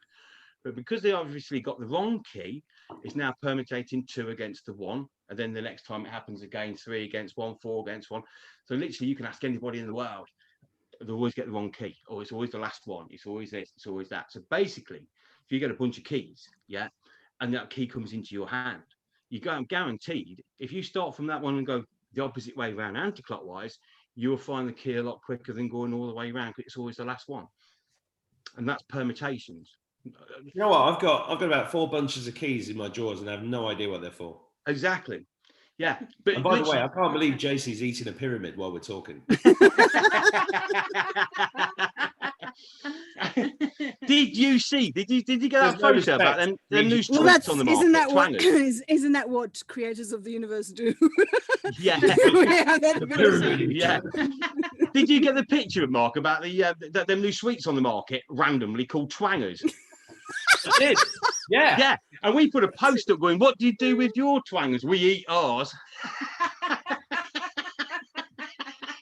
I've noticed less and less twangers, you know. Eh? I've noticed less twangers. Yeah, I think, because you're attracting. Yeah. I've noticed that even I went to the market this morning, and the farmers market every Saturday, and it's the highlight of my week to go there and have a coffee and stay outside and whatever, and take my son. But even the store holder, I mean, this is still level 5 lockdown here, but even the store keepers, whatever you want to call them, less masks. Yeah. 2 weeks ago, they're all in masks. Now there's only 20% of them are in masks. It's like, ooh. Are people waking up? I don't know, because I'm still coming across people that are in it. Well, here's one for you, right? Maybe they're evaporating. Part of what was involved with they're getting eaten by you. They think they're just a packet of sweets, and you're just. Maybe that's what Juicy's done. He's turned all the twangers into sweets, and we're eating them. The kids are eating them. The Ribena ones are quite nice. It's the nicest twanger we've ever had. Oh, lovely. Yeah, is it? So maybe you only get 3 in a pack. Only fucking 3 in a pack, mind you. But it's worth it. I wish you'd called the non-player characters something like opal fruits. Then that would have fucking got rid of Starburst, because that always annoys me.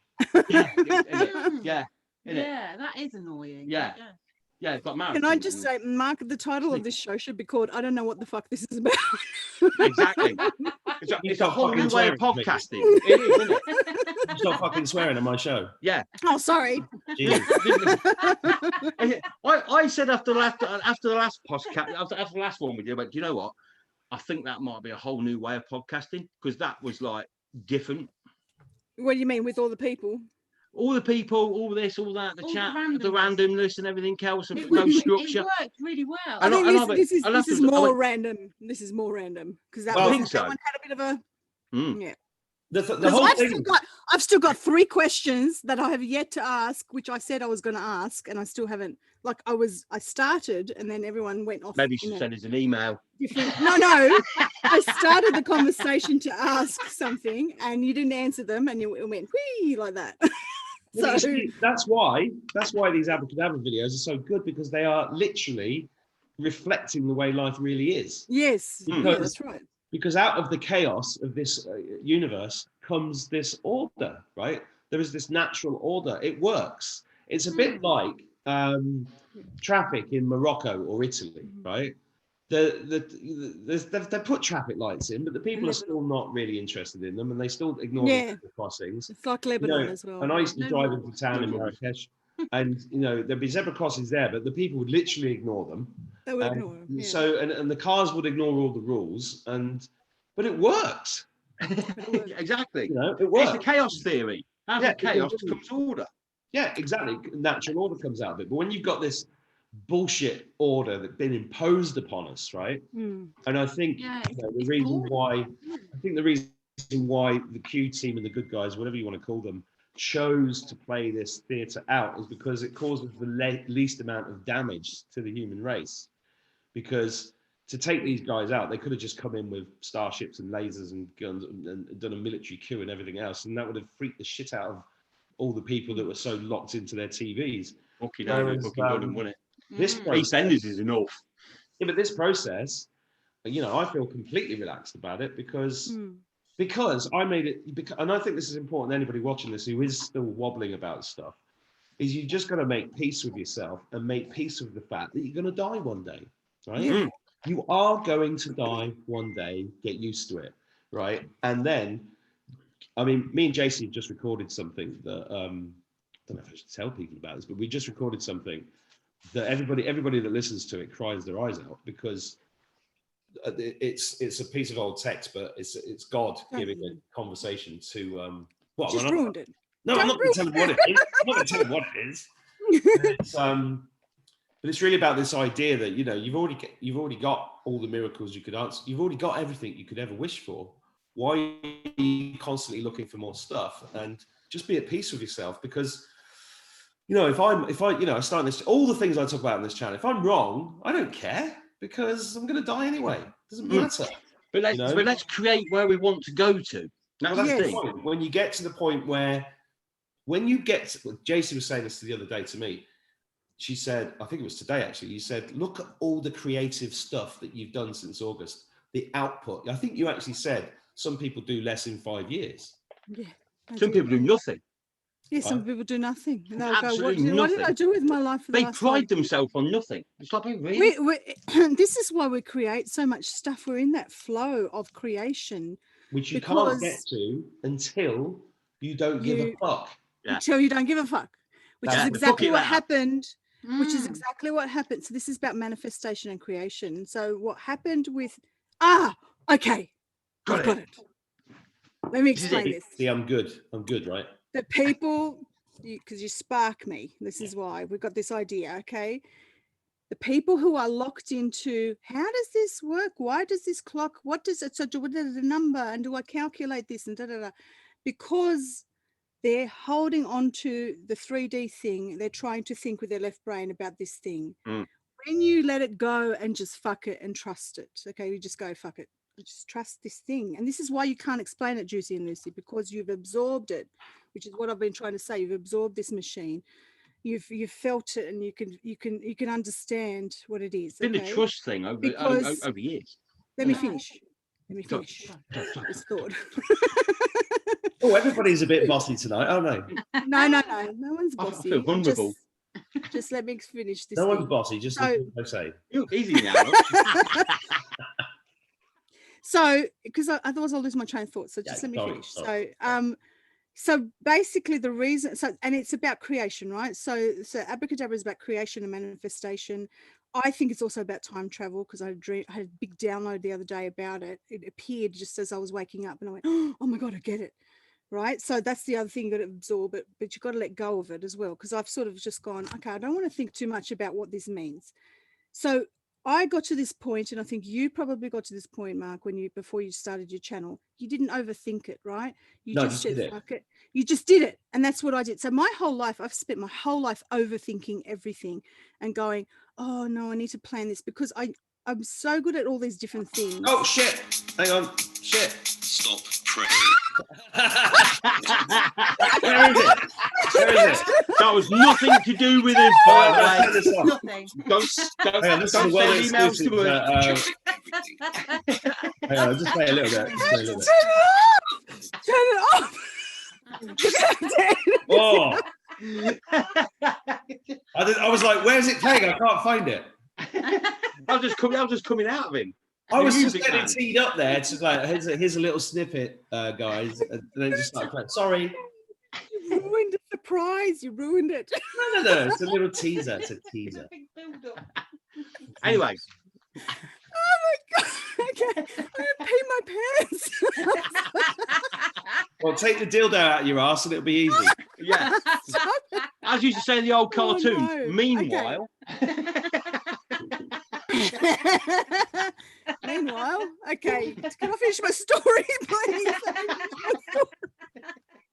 Nope. I was having this profound thing. You're always just upstaging me all the time, Mark. Stop it. Okay, so listen, there's oh God, fuck. that's exactly what I wrote in that letter. So basically, what I was trying to say to people out there who are stuck, okay, and we're all at this point now.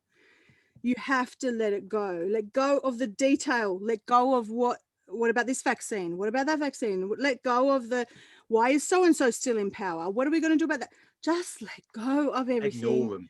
Pull the dildo out of your ass. Mhm. Let go, relax, and just flow. Flow with life, okay? Because I'm telling you, when you Enjoy the overthink show. things, enjoy the show. It's not about. It's Especially not Joe about. Biden, he's hilarious. Yeah, Joe Biden. Let is me so funny. finish. It's Let me like, finish. Please let me finish. Otherwise, I'm never going to get this out. Just have to let go because that is how things manifest. That's why you have the fuck it letter. That's why things seem to work the minute you let go. We talked about this in the last video where you were concentrating on those seed pods or whatever you call it, and you were trying to crack open the daffodil to start growing, etc. And the minute you let go, it burst open, right? So we're doing the same thing here. The reason why we're so creative and we can't keep up with all these creative ideas we're putting out all this content is because we just went, just trust the plan and just go with it. I don't like to overthink what I do. This is why I do these impromptu live videos and I just let it flow. I don't plan things. That's when the best information comes out. You just go for a walk and you go, okay, actually I've got that feeling, I've got to do a video, and out comes information. When you overplan and overthink anything in life, including the detail of what's going to happen next, what's the next step, what am I going to do, I need to plan this because I need to feel safe.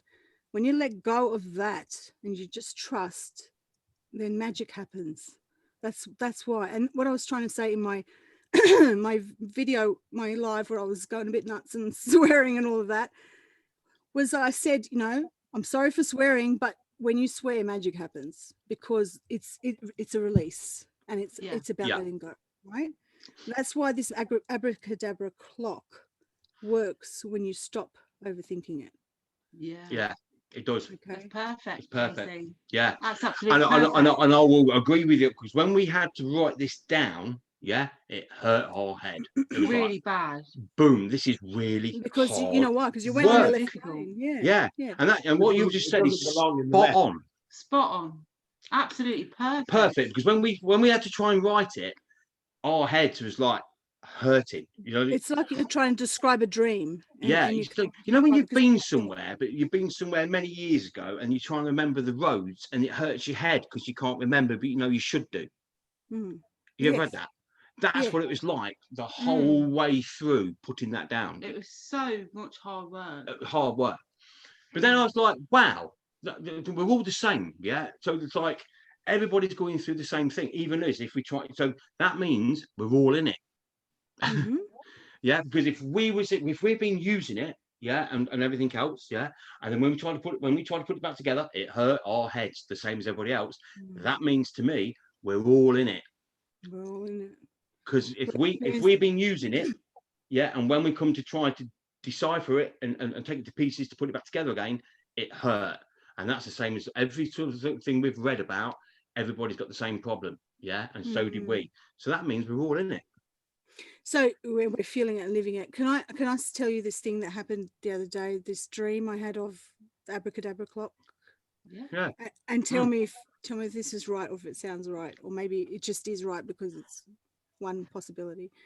Okay, so I woke up and I saw it in front of my eyes and went, oh my God, that's why Daz always says to and from. Because Sorry, who? oh my God! You're telling me off? Oh my God.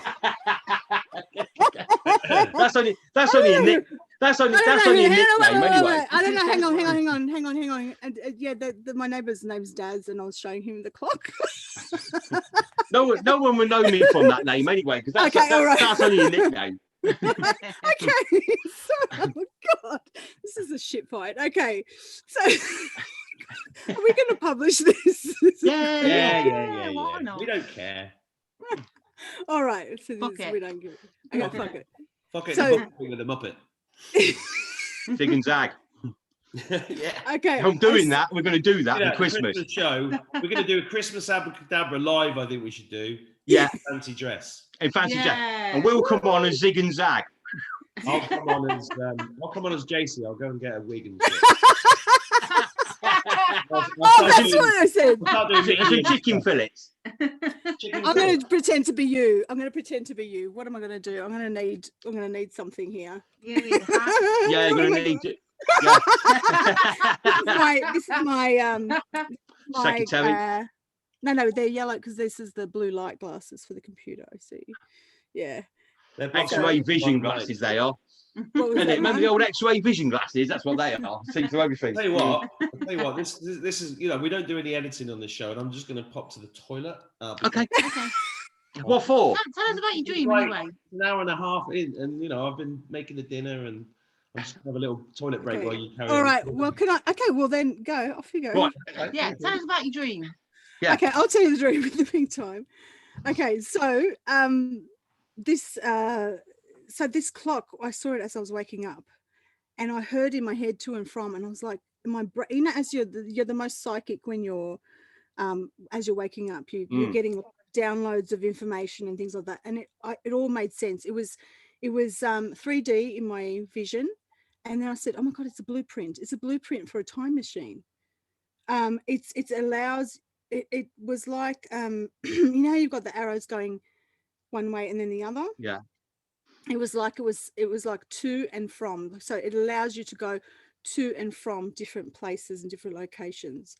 And it kind of, I don't know, it just all made sense as I was waking up, almost as if this was a representation of different parallels of our universe, and that the reason why it's like a time machine, and I'm using that term loosely, is because when we create and manifest things, those things already exist. We just need to go and get them. Exactly. So, okay, Yeah. and you're going to and from to go and get them. So they exist as we manifest them on in a quantum level, and that's what quantum possibilities are. Mm-hmm. So when you have this clock in your presence, it's almost like activating something in you to go to and from to get that thing. And that's what magic is. It's manifesting something that already exists and bringing it into your reality. Yeah. And I was saying to Mark the other day, Satanists, or like people who do dark magic, not Satanists, people who do dark magic, if you actually read grimoires of how to do dark magic, what magic is in the dark occulted practices is they are conjuring and summoning demons to go, tethering them, protecting themselves in a chalk, circle or whatever, and summoning or conjuring a demon to go and get that thing that they want, or use the elements of whatever to go and manifest that thing they want, and then bring it back to them, and then you let go of the demon, right? You get rid of it. That's what dark magic is. But with us, we naturally can manifest things without having to do that if you know how to do it. Okay, so we don't need demons and things like that to do it. Does that make sense? So that's basically what. Yeah. So that's why I was saying that it almost feels as though this abracadabra clock, just having it in your presence, activates something in you. If you're not a twanger, I would say, and you already know, if you could just let it go and just let it, it's just there dream already. on it. Yeah, read it or look at the picture, and just dream about it. Even redraw it. I think you're going to release the thing of how to draw it. Yeah. Redraw it as you're drawing. Don't think of it. Just draw it like it's an artwork. Don't overthink it, and then let that absorb. But essentially, having that and having Mark's PDF about manifesting things will help you to bring stuff into your life that you want, I think, and without overthinking things. Does that all make sense? It Yeah, does. perfect. When you see the write-up and in what we've done, the extra write-up, we're explained in there as well. If everybody does the fuck it letter first and reads what the fuck it letter does, that clears the mind, because obviously the hand teaches the brain. Yeah, so symbols are taught to us. We draw the symbols. It's like a computer. Then the hand then goes in and implements them symbols in your head. Then it becomes a language. Yeah. So by doing the fuck it letter first, you're expelling everything out. You're taking now control of all symbols. Through the history of any symbol, you take control of. So by doing that first, and then it's all done in sequence to just follow this, and that's the same sequence that I got shown when I put it together, because I didn't know nothing about numerology. I knew nothing about nothing, and literally this came to me, and within 4 hours I put the whole thing together, and I was like, you knew nothing about nothing, which is something.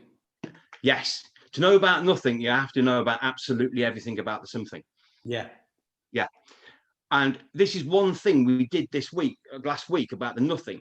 When we was traveling through to dock, like the TV is almost like a portal, and we see things through the TV. It gets put onto the screen. It's almost like it's like something we've got to watch, and it'd be boom, and we put onto the TV, and we watch what's on there, and whatever's on there, and whoever gets put on there, boom, boom, boom, boom, we can play around with.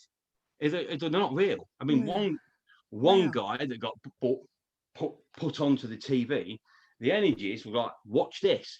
And literally they sat on his head on the TV and pumped his head up that big. Yeah. It was 4 times bigger. I mean, like, that must really fucking hurt. And he didn't even know. Right. Character. And the people he was with didn't even know. But right, there's a woman doing a documentary or talking to this guy on the TV.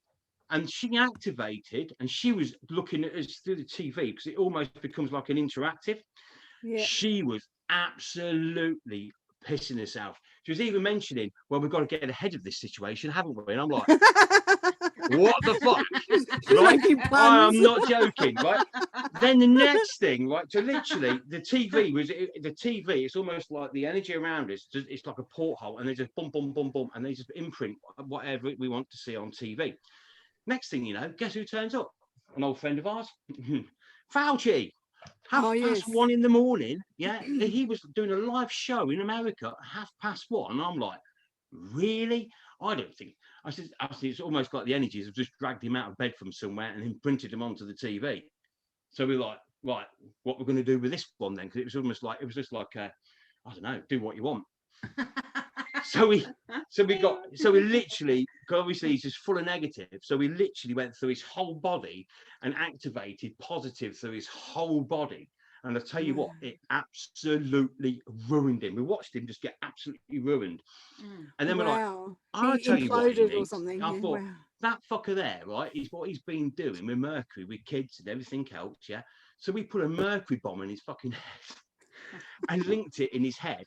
And literally, the energies then went and found everybody else the same as him, and you could see this link going everywhere and linking everybody together. And whoever flashed on next, you could see the links going through the head. And literally, they turned this Mercury fuzz on, and literally, they look like they was absolutely befuddled. That was fucking shocked. And these are live on TV, and I'm like, this is absolutely. I wish we could record this. It's like comedy.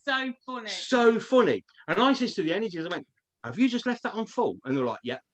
And literally their eyes was like bulging out their head. I thought, yeah, well, you can have that, you motherfuckers. You know what I mean? So did you do I got an email from someone, a message, and because I get so many, I can't even remember when I read it, but somebody sent me a dream or a vision they had about, I don't think it was Bill Gates, I think it was Biden, and it almost sounds like what you were saying, that she saw Biden in front of her something was happening to him, like he was dissolving or something. He was getting browner and browner and browner, right? She said he started to look like a reptilian. Yeah, and his head was getting bigger. Yeah. Because we had all these people and we just kept compressing them. Weird. So we called it the clank, clank, bang. Yeah, right. Mm.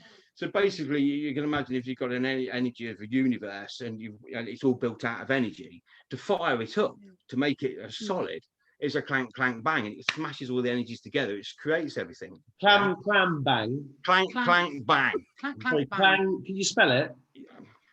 What? CLANK. Yeah. Clank. It's like a clank, clank, bang. Bang. And what it does, Right, that's our new T-shirt. Clank, clank, bang, gang. Like chitty chitty bang bang. The clank, clank, bang T-shirts. Oh, I Clank, clank, fucking bang. love that. Like that. You like that? So when things get back to normal, we're going to hold raves in fields called the clank, clank, bang raves. Yes. So basically what it is, we built like this, with inside the universe, there's all different minerals, energies for minerals, this, and everything else. So basically we just put it round them all, as a little bomb, all the different minerals, carbon, this, Oil. and and literally we just put them inside it and clank, clank, bang, bang, and fire them up. They were falling all over the place. They were shocked. Biden it looked like him rubbing dog shit all over his face. I went, why aren't we telling him how brown he was going? He's going browner and browner and browner and browner. I'm telling you, I saw. I'm sorry. I swear somebody emailed me something that sounded like this, that she had a dream. Yeah, the thing. And the other guy who got an egghead. Yeah, this other guy had this massive egghead. He literally looked like from his forehead up. Yeah, it was going into like a cone. It was that squished in. And here's one for Mark. Right now, when we was watching this, was like, where are they feeding their energy from? These people, this entity, because they've got a feed coming in from somewhere. Whatever you try to do, you can't shut the feed off. They just keep going on and on and on and on. And I went, I know where it's coming from. They're pinching the energy out of words. That's why they have bookshelves behind them all the time. So literally they have bookshelves, they have this, they have that. You see them in libraries, you have blah, blah, da, da, da. They was pinching the energy out of the words. And that's what they fed off. And I thought, right, that's been shut off. So we shut all that off. So we turned all that off and made it toxic for them. And literally, we watched this. Okay, now see what happens. They're stumbling over the words. They don't know what they're saying. Blah blah. And they thought, right now, it's going to clank clank bangs. Then we got them nicking energy off each other. Then this is the beauty, right? I noticed these people. I was watching the energy of these people, and they're very all insular, right? They had no connection to each other, and there was this like neutral sort of thing that they wouldn't pinch energy from each other, right? So I'm like, right, so fucking you fuckers. So what I did was, you remember we was talking, I think it was an email, was talking about these things on their top of their heads, this click, click, click thing, the energy things on the top of their heads. Well, we've seen that a long time ago, but we actually heard it, and it's like a click, click, click, click, like a bug, yeah? So I thought, right, but they don't pinch energy from each other. So anyway, they do now. So what I did was, I've linked them all together, yeah? So now this energy field is now siphoning off each other with a paranoia switch. So they've now got all paranoid, but somebody's pinching their energy in, blah, blah, blah. So I'll put that link all over them as well. So let's see if they start getting really paranoid, because they've never had an energy drain on them personally, because we're all insular. And I'll put a link between every single fucking one of them. So now, but this link is in control, and it's a paranoia link that somebody's taking something from me, but I don't know why. And we left that on there. So does that make sense? There is a guy called Tim who's written books on remote viewing. I can't remember his surname, but I was watching videos of him last year, and he basically described exactly what you just said. How he was showing how he went into the energy of a Rothschild and basically just closed them down. And he's been doing that for like a while, and I very much strongly feel that there's a few things that pop up when you're talking. One is that anybody watching this thing, they sound nuts. I mean, just look around it this year. But it's I've got something here. I've got to show you. Oh, you're going to show? I've got something to confirm. I've got to confirm something for you. Go on. Okay, so Juicy and Lucy. I was about to call you favourite. Clang, clang, bang. Bang. Jason, you had your quinine this morning. Yes, I did. I sure did. And How do you know? Yeah. Win-win. Yeah. It's making me squirm a bit. Okay, so you said something about Biden looking like he was brown. Yeah. Okay, so I met this amazing lady. She's a healer. Okay, and she called me, and we were on the phone for like two hours, just talking like we knew each other. We ended up realizing we had past lives together, etc. And we were just talking forever. Anyway, she wrote me this email. I don't know if she wants me to mention who she is. I will, because she's beautiful. She's an Australian lady, Louise Pearson.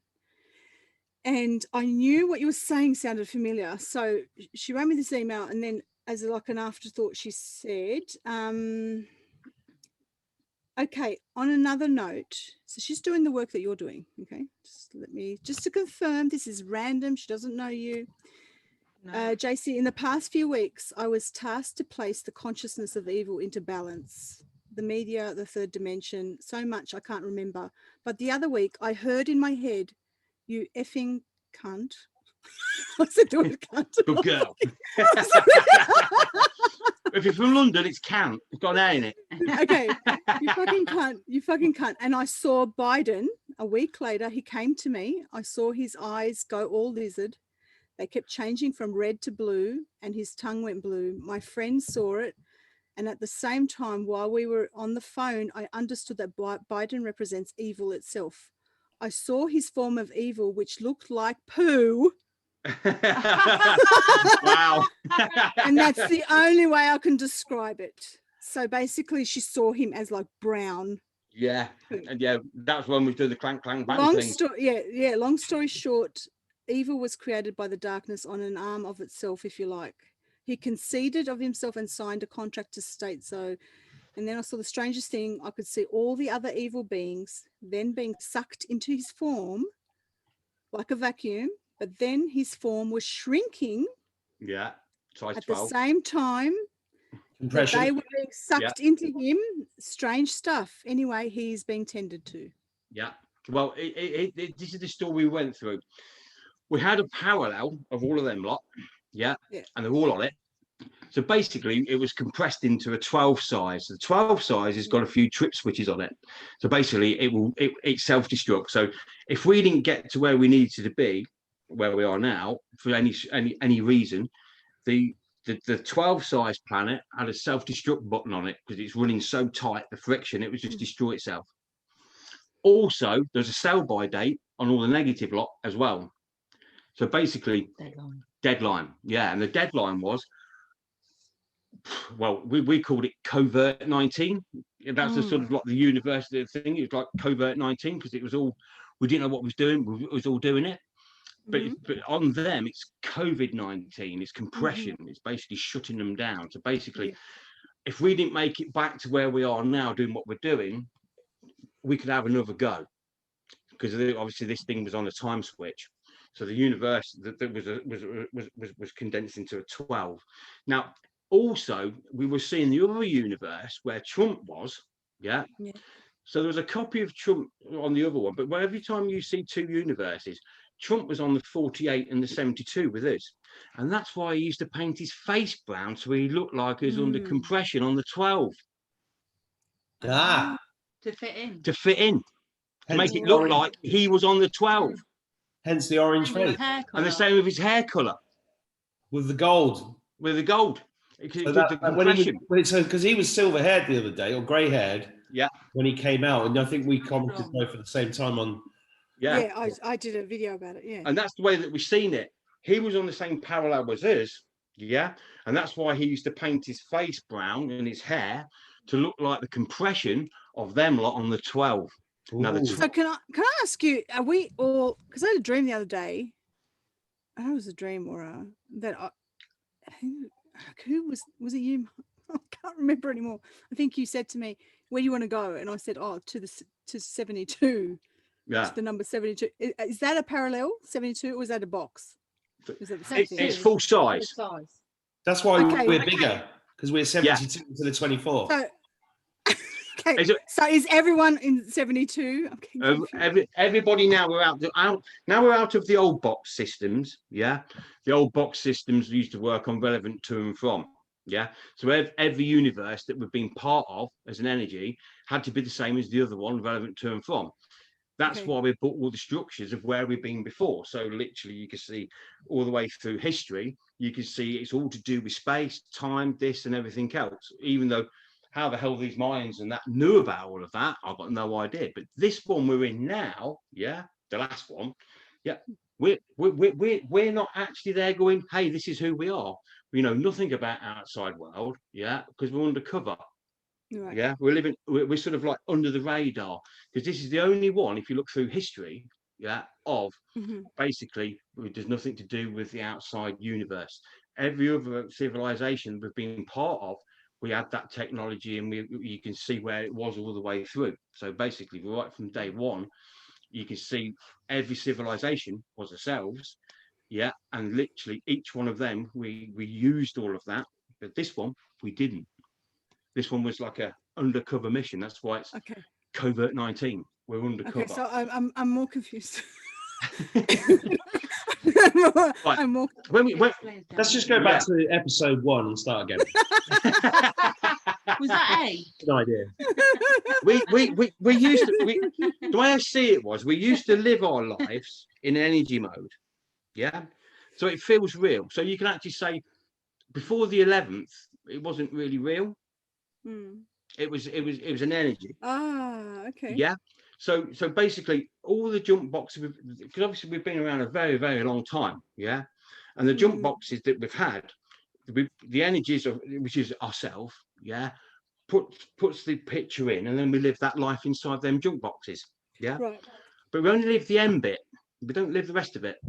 Because obviously what we do is, because obviously you've got the planet Earth, and on that you can see exactly where we've been by every civilization. So every civilization is come and gone, yeah, but we can't remember where we've been. Yeah, but Egypt was the last one. Yeah, right. So that's where we were, the last one, when we split the boxes to get all this advance and stuff of what we've got. So if you imagine, Egypt was the last time we were sort of like in energy mode. Yeah, living sort of like Stone Age sort of existence. Yeah.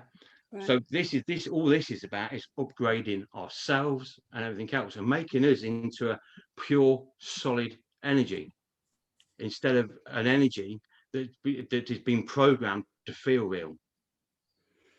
Right. Yeah. Yeah. So we're just coming into ourselves. We're just coming. Yeah. This is our upgrade. We can be pure energy. Yeah. We can be pure solid energy. We can be anything we want. And it's almost like we only live the end of the story. Yeah. Because the energies, which is ourself, writes the story in the box, and then we live the last little bit on point to get into the next box. And you realize you just said that at exactly 22:22. Really? 22. Oh my God. See, and this is permutations, you see?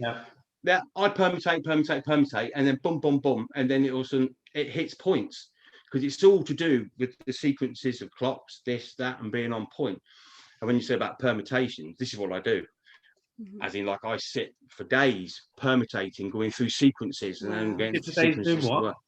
Sorry, you said I sit for days. Talking like this, permutating, going through different sequences. I'm just checking I've got the terminology right there. That's all. Yeah, permutating. Yeah.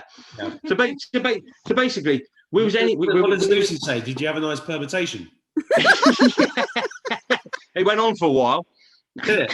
Stop showing off. No. Stop showing off. Come on. No, I'm not showing off. No, she's fucked off. No, you've gone. She's permutated out of the fucking room. She got bored and gone for a walk. Yeah. Let's get a drink. I'm gonna get a drink. But so basically, we was energies. Sorry, guys. Living the life of a pretend solid. So all these pretend solid. Oh wow. Yeah. So we're just been living. God, we've been living a dream. Living a dream. A pretend solid in a dream, isn't it? I mean, it is. So, but now we are real. The way I see it is the first time we've been real forever, because now we're a pure solid energy. Yeah. Wow. So we're surrounded by ourselves as energies, and also living the energy solid as well. And all the fragments that are here where we've been, well, they've got to go because they're relevant to and from where we've been. So basically, So maybe. yeah. So Sorry, basically, we've all been remote viewing a life. Yes. Yeah. All of us. So basically, am I a figment of your imagination? Am I real? Maybe I'm just. It's real now, though. No, you're a magment of my figurmation. What's that? Who knows? It's a whole new system. Yeah. Words. But I knew I've always gone on about I've got to get out of this fucking room. I've been in this room for fucking millions of years. So you've been in your room for millions of years. Oh, you know what? I feel liberated, and I had a I don't know if it was a dream or a vision actually this time, but it was about 5 or 6 nights ago. I often appear with a sword in my dreams, right? And there was this huge, and that's not a metaphor either. It's an actual. We only seen it one way. It's long. You make mine on that one. It's a sword, right? But in this one, it was this fucking huge monster dragon type That's thing. right. But it was a bit like a Doctor Who monster. But it was huge, and it was really trying to be scary. And I just picked this sword up, and as I picked it up, I just got bigger, and I went round and round like a shot putter would with this sword. And as I went round, the sword went from being sword size to being like 20, 30 foot long, and I literally just cut it in half, and I sliced it like this huge neck. And I felt quite good since then. I don't know why. Yeah. I've been sleeping so deep in the last 2 weeks. I've never slept like that before. Like literally, when I'm asleep. It's almost like I'm comatose. And because another thing that was part of on this one when we was doing everything, we put new ley lines in. You see, that's what I was trying to touch on with the whole train thing and the car, the cars. Yes. You know, I'm going to tell you a story here. I remember being in. On the island of Corfu. You know Corfu? Yeah. Greek island, yeah. It's a Greek island, and opposite is Albania. And we'd hired this very posh house on the side of the mountain. A few things happened there. Firstly, I had 7 witnesses, and we watched these white lights under the water because we could see down into the sea, into the harbour. And these white lights were zipping around like 100 miles, 200, 300, 400, 500 miles an hour under the water. They were unbelievable. Like you see the white UFOs in the sky, but these were under the water. Wow. Literally round the corner from the house was the Rothschild house. Right? Wow. And everybody on the island knew who they were and were subservient to them in a very, very similar way to the way that the villagers are portrayed in the old Dracula film. And the Frankenstein, you know. Yeah. Wow. Yeah. Very, very similar. They all scary sort of, house. Tip you out morning. Yeah, and when we went, went past it on a boat, and there was a different $1 billion yacht outside the back of it every time, and the taxi drivers were very vague about the whole place. They wouldn't tell us much, and it was like impossible to get to it. You couldn't, what roads went to or anything else.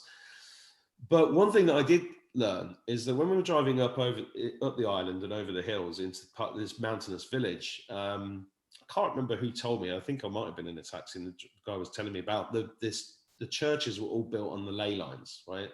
Yeah, definitely. So all the churches basically around. I mean, the ley line system of this planet has been. Oh, by the way, did you see that NASA thing? I think today or yesterday they've actually released a document where they state that the Earth is flat. In a NASA. Oh yeah. Someone sent me that. Yeah, I haven't got it. Well, that makes sense. That makes sense with what I know. We live in a sphere, but the parallels are flat. But it gives the illusion because of the sphere that they're round, but they're not. And that's why it's a realm, not a planet. It's a realm. Yeah. I can't prove any of this, by the way. Anybody watching this, I can't take you up on a ship and prove it. No, just don't encourage them. Wow. I don't know about that. We have put a few here and there, haven't we? Yeah. Yeah. We got past. Remember when we was talking about the dome that was outside our window with the rainbow dome? Yeah.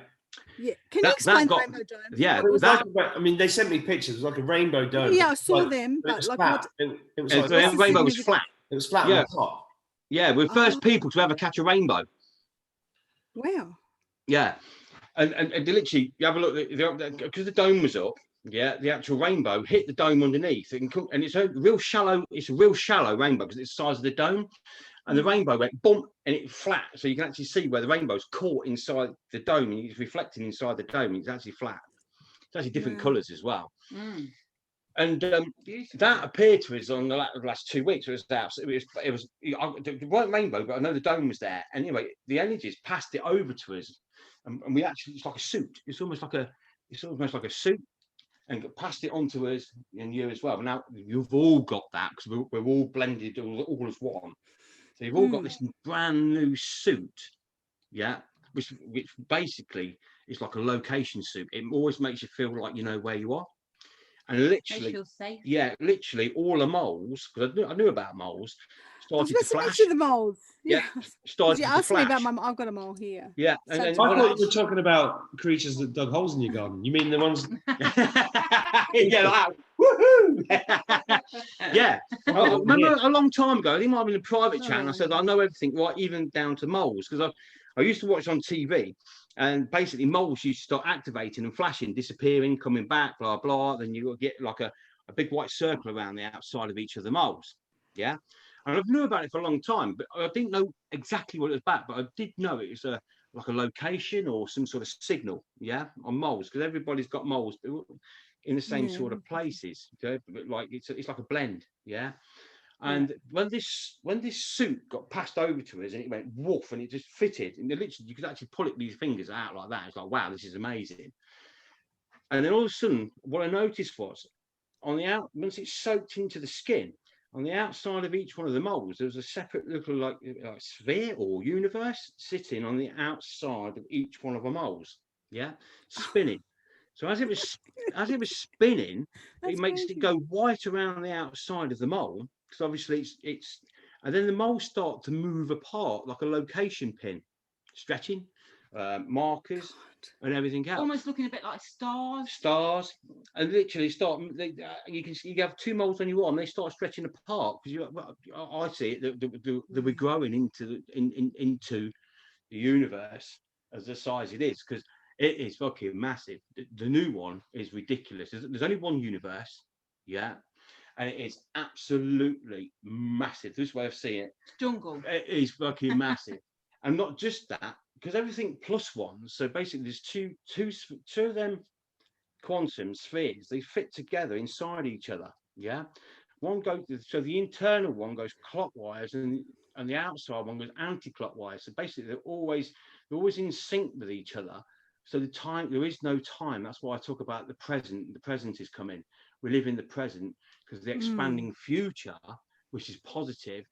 So basically, we could get the universe as big as we could using permutations of all the negative. Yeah, we even made negative up to actually punch it out. So the timelines are all run on negative. So then literally we put everything back down the negative lines as positive to reevaluate all the negative back into the universe. It's basically a positive universe is powered by the negative lines, which we created on all of us on purpose to run everything down as positive. So there is no negative. You think it's where is the negative now? There never was. Well, the way I see it was there never was a negative. We created a negative to use it. So basically, if you want something to work, you have to take literally every permutation of negative that you can actually create, yeah, and run it down, and then run it down as positive to actually power a positive universe solely on negative. So have we run the negative? More or less, yeah. I would say that's why I got in touch with you guys and thought, well, it's now time to release what we know. So we've always been part of reversing negativity. So you've had to hide because of that negativity, and now you can talk about it. Yeah. And also, I forgot what I was going to say about the negative. So you're saying we've run out of the negative. So, but is it that we had? Did you mean like we ran the negative into the universe, into this creation of the universe because it needed to have a contrast? We needed something to create a timeline. Or are we talking like a circuit because you need positive and negative? It's like the lottery. Contrast. Yeah. If there's 6 numbers, there's 14 billion permutations to win. So if you fill 14 billion permutations, you will win the top prize and every other prize in between because you own every number.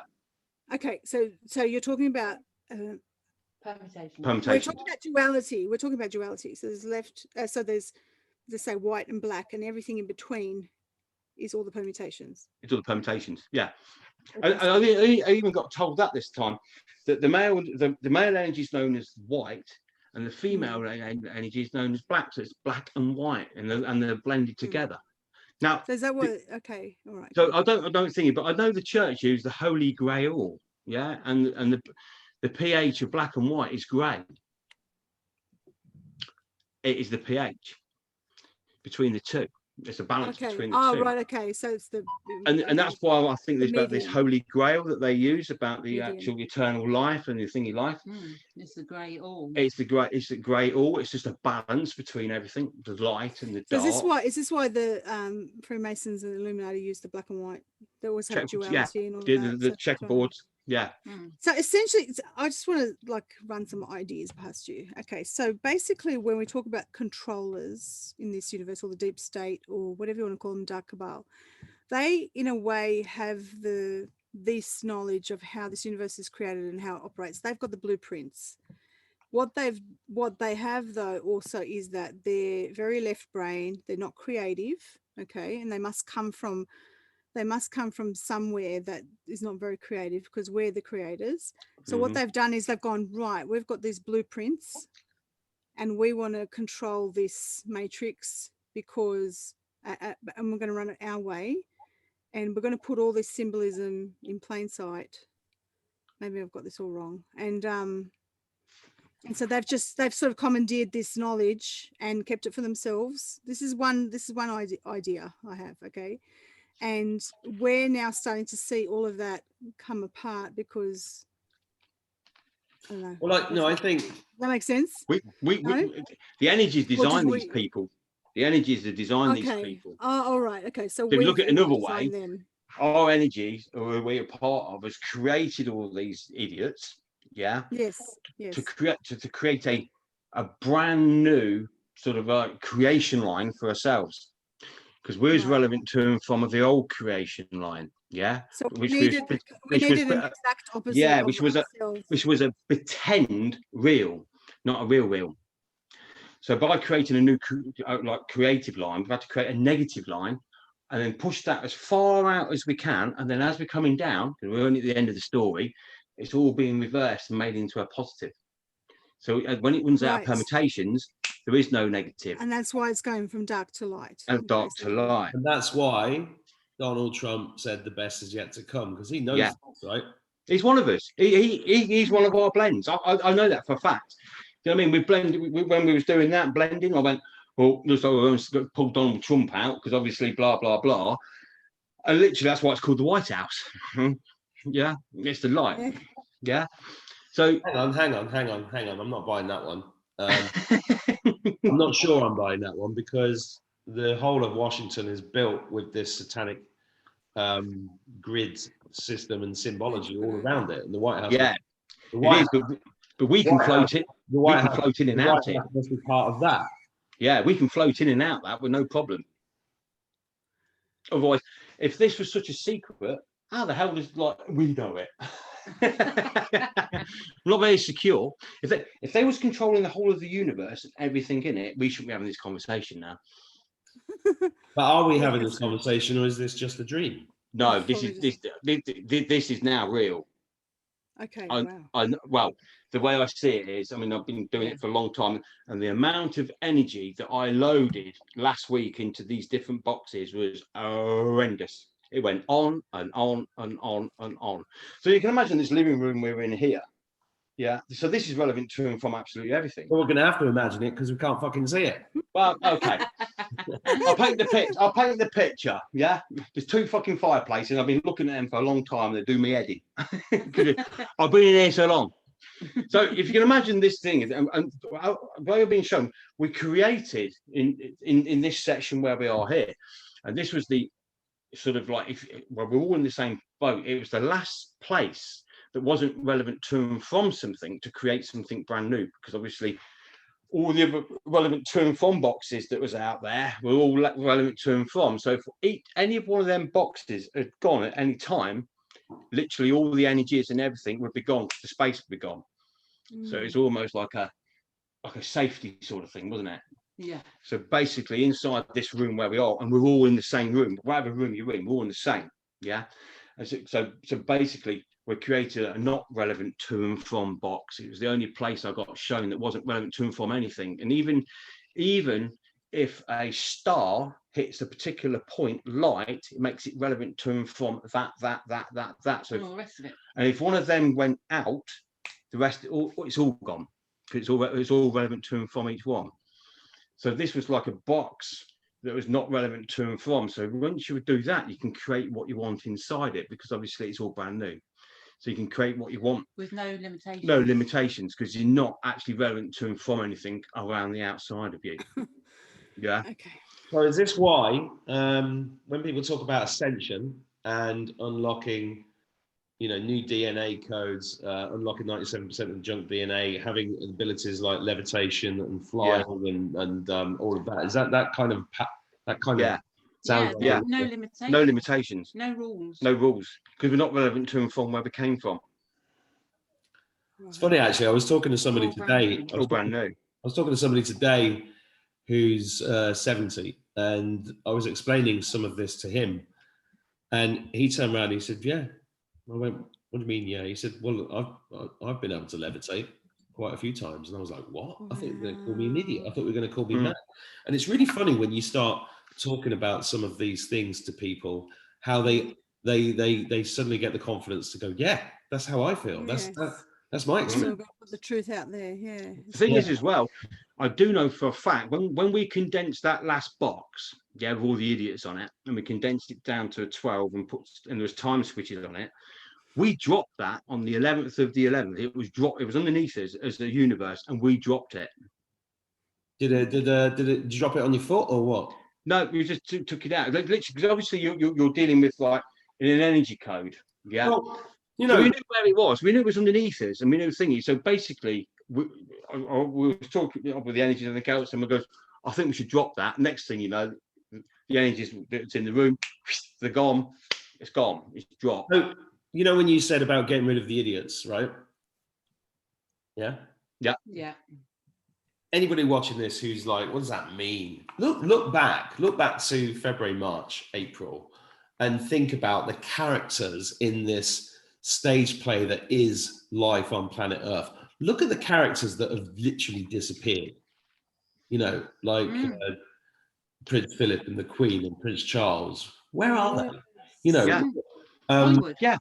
Hollywood. Biden's won. Yeah. Hollywood. And it's only Biden. There's a lot of people in Biden's won, and literally the only people was him, his missus. Yeah. Obviously, she wears a mask all the time because it saves her shaving every day. That's why she's always got a mask on. Yeah. And what's the Comedia? Yeah, Comedia. Comedia? Yeah. We're watching CNN News. Right. Yeah, and apparently, honestly, it was so funny. They had CNN News on TV, and they didn't know how to pronounce her name. Who are you talking about? What's her name? Kamala. Oh, you mean Bob? Bob, yeah. So basically, these kids are going, "Is it this? Is it that?" And on the news, going, "No." It goes, "No. It's fucking Comedia."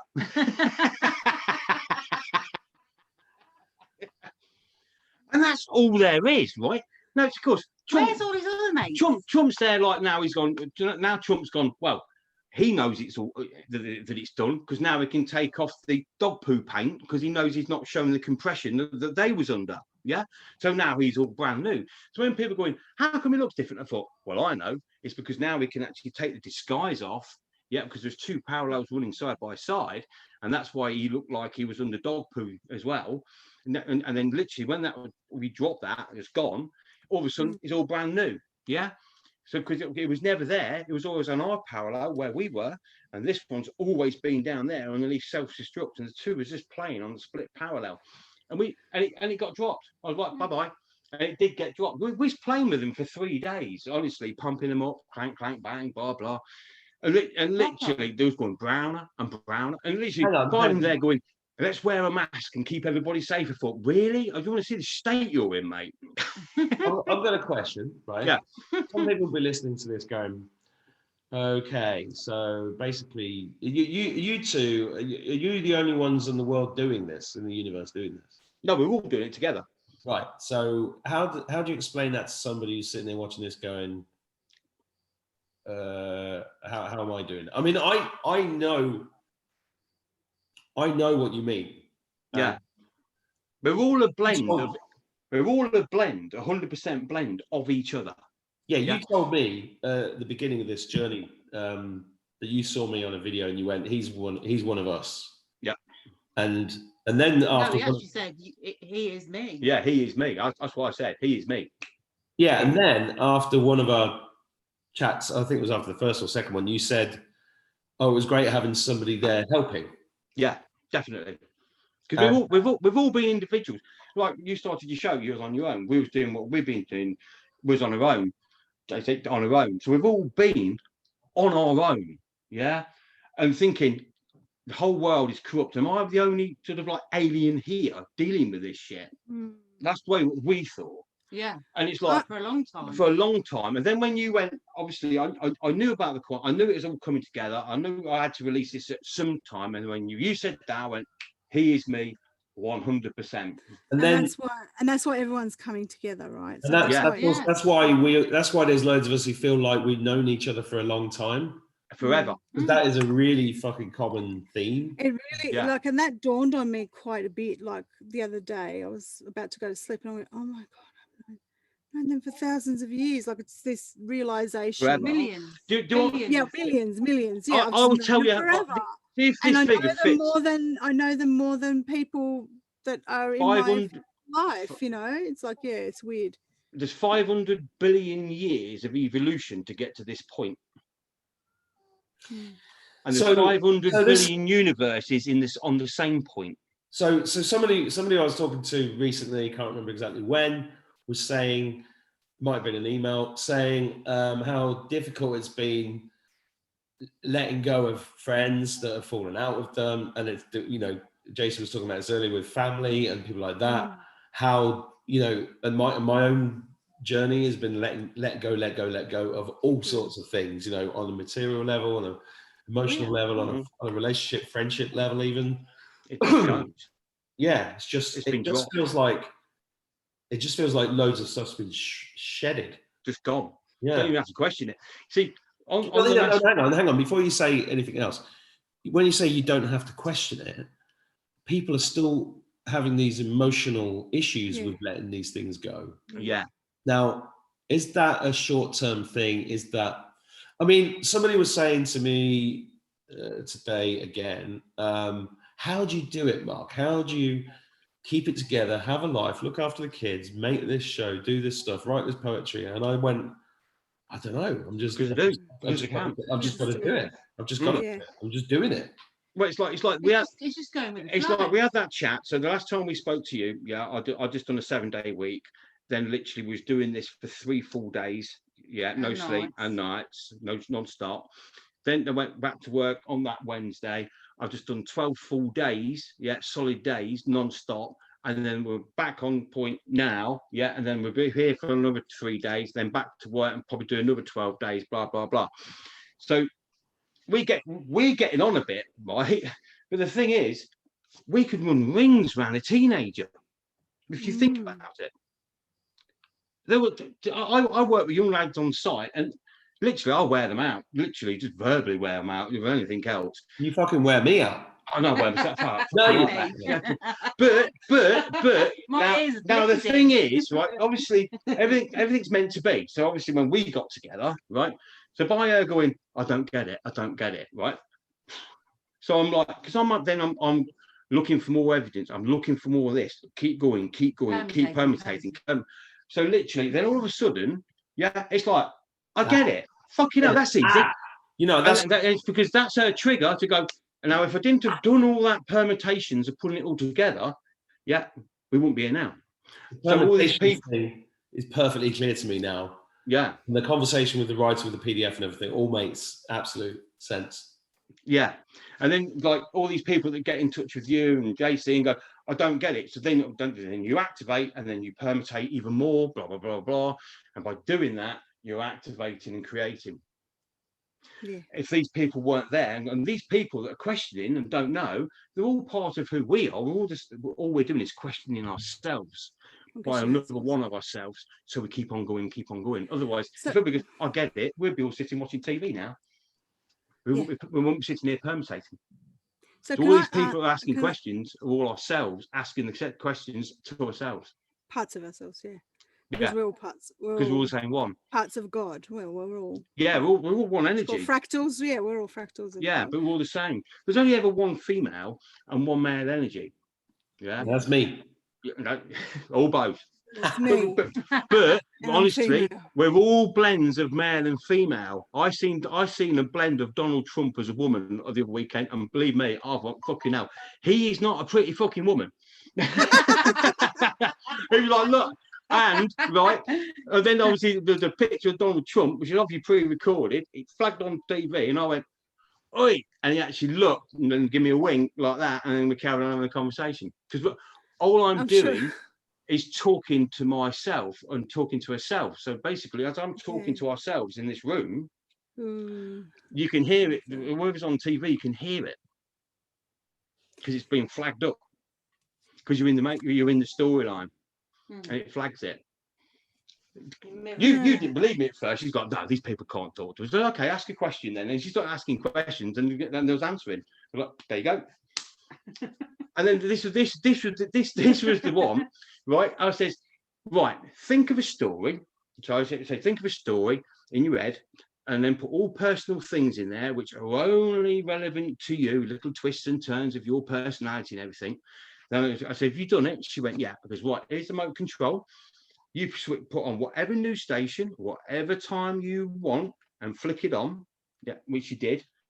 She flicked it on. A new story come up, and actually, the whole news story was exactly the story that she put together with all the twists and turns. Only she would have known, and all the personal bits. I went, there you go. Them people aren't real, because the thing is, you've just created that story and made it. Okay, so you brought up this idea of like we're all just the same, we're all the same person. Is that what you said? Okay, we're all one energy. Let me tell you something. So what you're talking about is called solipsism. Okay, now this is really weird.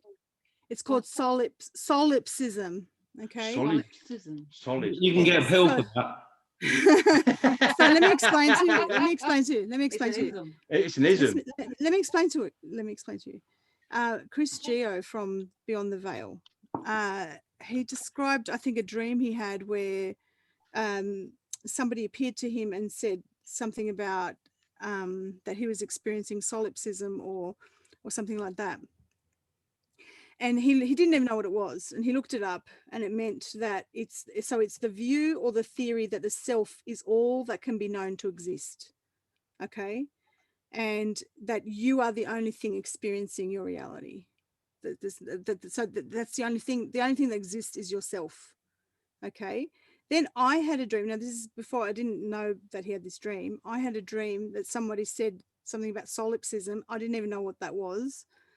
And they said the same thing to me, that this is solipsism, you're experiencing solipsism. And I said, what's solipsism? And then there was that message again of that I'm the only person in the universe and I'm experiencing this and playing it out, etc. So really, essentially, that's what you're talking about, is that we are we're just all the one self, experiencing itself in multi-dimensional, multifaceted ways. It's almost like, so we've come full circle. This is pretty freaky. Yeah, well, the thing is, all the energies came together to like resolve an old problem of like how to sort of like advance and get what we needed and the upgrades. This is what we are now. This is the upgrade. This is what we're just experiencing multifacets of ourselves in so many different ways, and this is the only way we can do it, is to split ourselves up into all these little tiny things with so many variations and so many possibilities of a self. Otherwise it'd be boring. Otherwise it'd be boring. Yeah, we only want male and one female, and it was like, well, you know what I mean? It could be boring. So it's the case of creating all of this and a new evolutionary line and everything else. We've created millions of this out of one. Have you ever looked at someone? I mean, you probably have with each other, because you know, have you ever looked at someone and just said, "My gosh, you're me"? Yeah. Or they look like blah blah blah, or they look like blah blah blah, or they look like nah. Do you understand what I'm saying? Wham, like that. Do you know what I mean? It's like flipping out. Yeah. Isn't it? Oh. Right. So look, this is a blog post I wrote 6 or 7 years ago. I am the universe. The universe is me. 6 or 7 years ago, I wrote this. Go on. Yeah. I don't know what it says. I've just found it. One of the great mistakes I made was believing I was separate from the universe, the earth, and God. The fact is that the whole universe is a living system we're all part of. The source energy is everywhere, including yourself. Funnily enough, I do remember asking my mum where God lived when I was a child. I remember writing this now. She told me God was everywhere, to which I replied, "What, even in the Yorkshire pudding?" Oh, that's so cute. And I also remember walking out of the chapel of rest where my dad was trussed up in his wedding suit in a coffin when I was 17 and shouting up at the sky, "I hate you." I was, of course, referring to God. Somewhere along the way, he'd left the Yorkshire pudding and become separate to me. He was the big man in the sky with the white beard.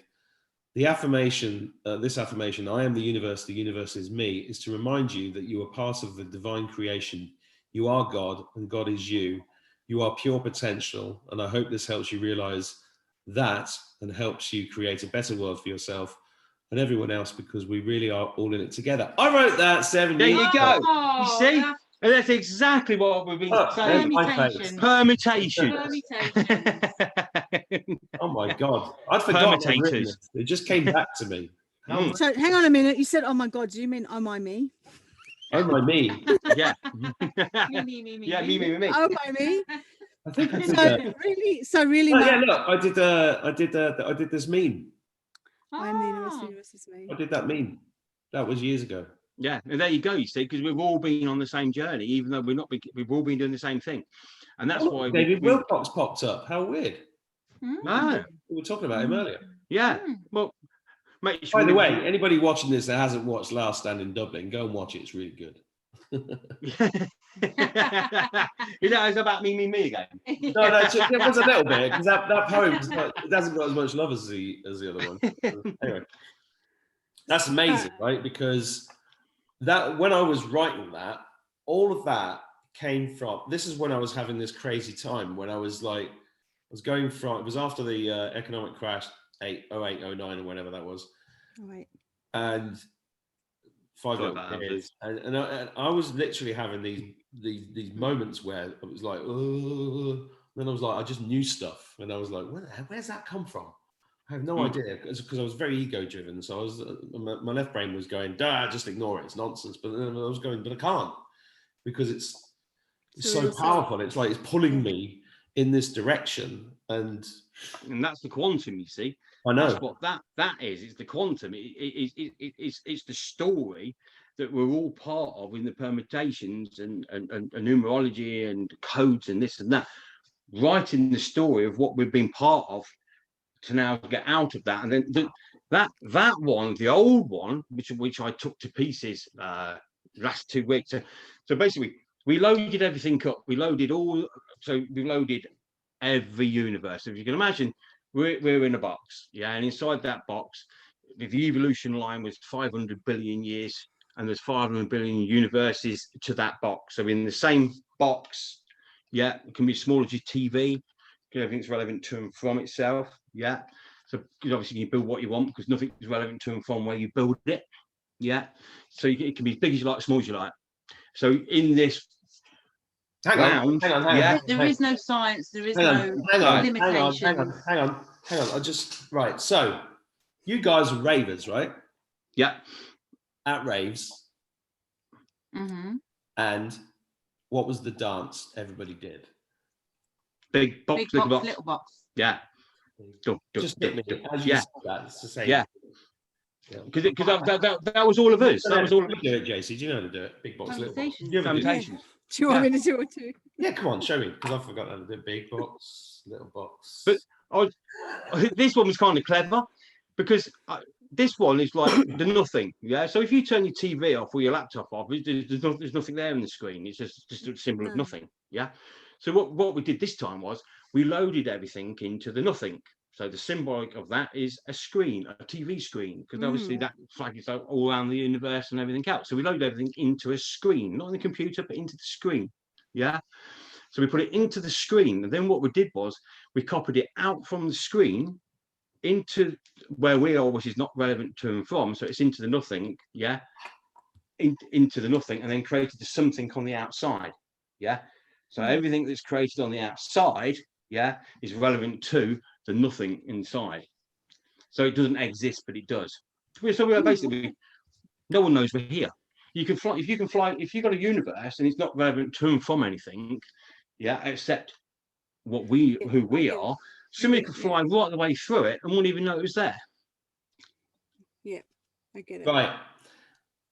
I have to, this Doctor Who thing keeps coming back up, right? So, because what does the Doctor travel the universe in? A box. Right. So this is one of my favorite ever scenes in Doctor Who, and I'm going to play it because it's well worth watching. This is where the Doctor explains to Leela how the TARDIS is bigger on the inside than it is on the outside. Yes. And I actually think this. I know this is brilliant. It's also one of my favorite ever scenes on TV. I think. I ate a cheese sandwich. So here we go. While Jason's eating a pyramid. Make it bigger. Stop now. Right. If you want to. It will not affect this. Affect this? Oh, it's a yo-yo. It's a game. I thought you were enjoying it. Enjoying it? You said I had to keep it going up and down. I thought it was part of the magic. Magic, do you know? Magic. Yellow. I know. There's no such thing as magic. Exactly. To the rational mind, nothing is inexplicable. Merely Only unexplained. unexplained. I know this way too much. So, explain to me how this TARDIS is larger on the inside than the out. All right, I'll show you. It's because insides and outsides are not in the same dimension. Which box is larger? That one.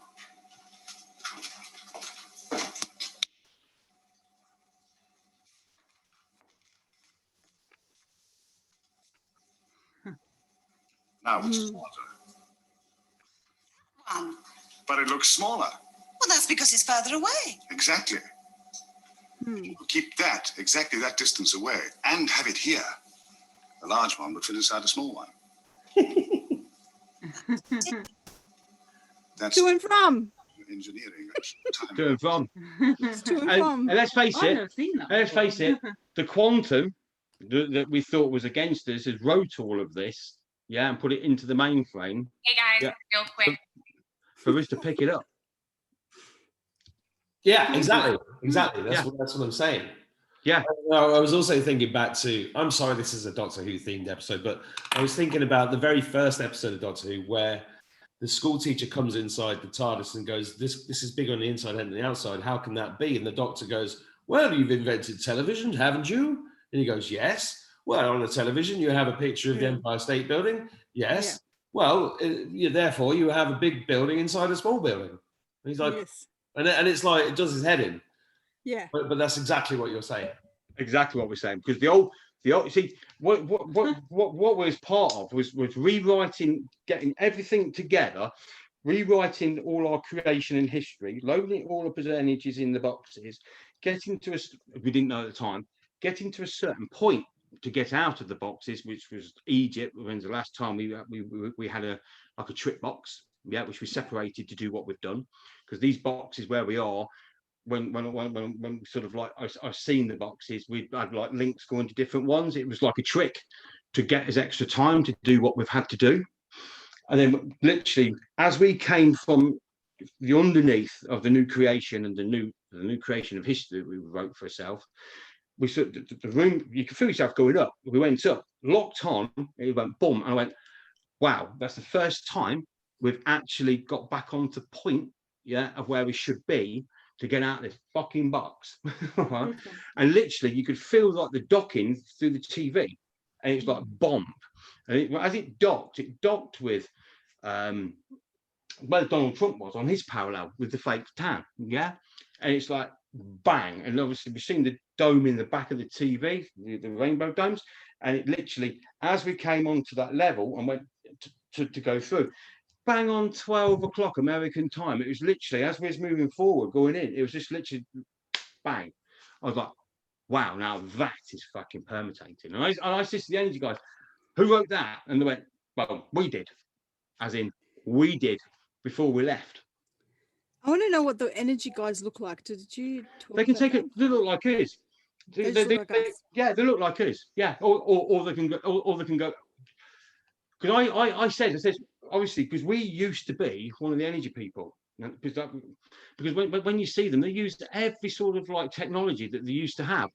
Beautiful horses with gold armor, chariots, and they pull things around, blah blah blah, and pirate ships, this, that, and everything else, and they all come over. Cowboys on horseback.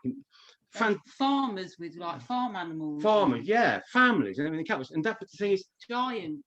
Giants, huge giants in the sky. They're pulling things around, and when they come through into our room, they're tiny. They actually go into these guys. Yeah. So it's like spacemen. Yeah. Oh, whoa! I'm getting a flashback to ayahuasca, and whoa, yeah. So ayahuasca would kind of take me through this sort of gate, and there was always this little guy who was like kind of like a cartoon character, but you couldn't actually. He was always out the corner of your eye. You couldn't actually. Was he a chubby guy with glasses?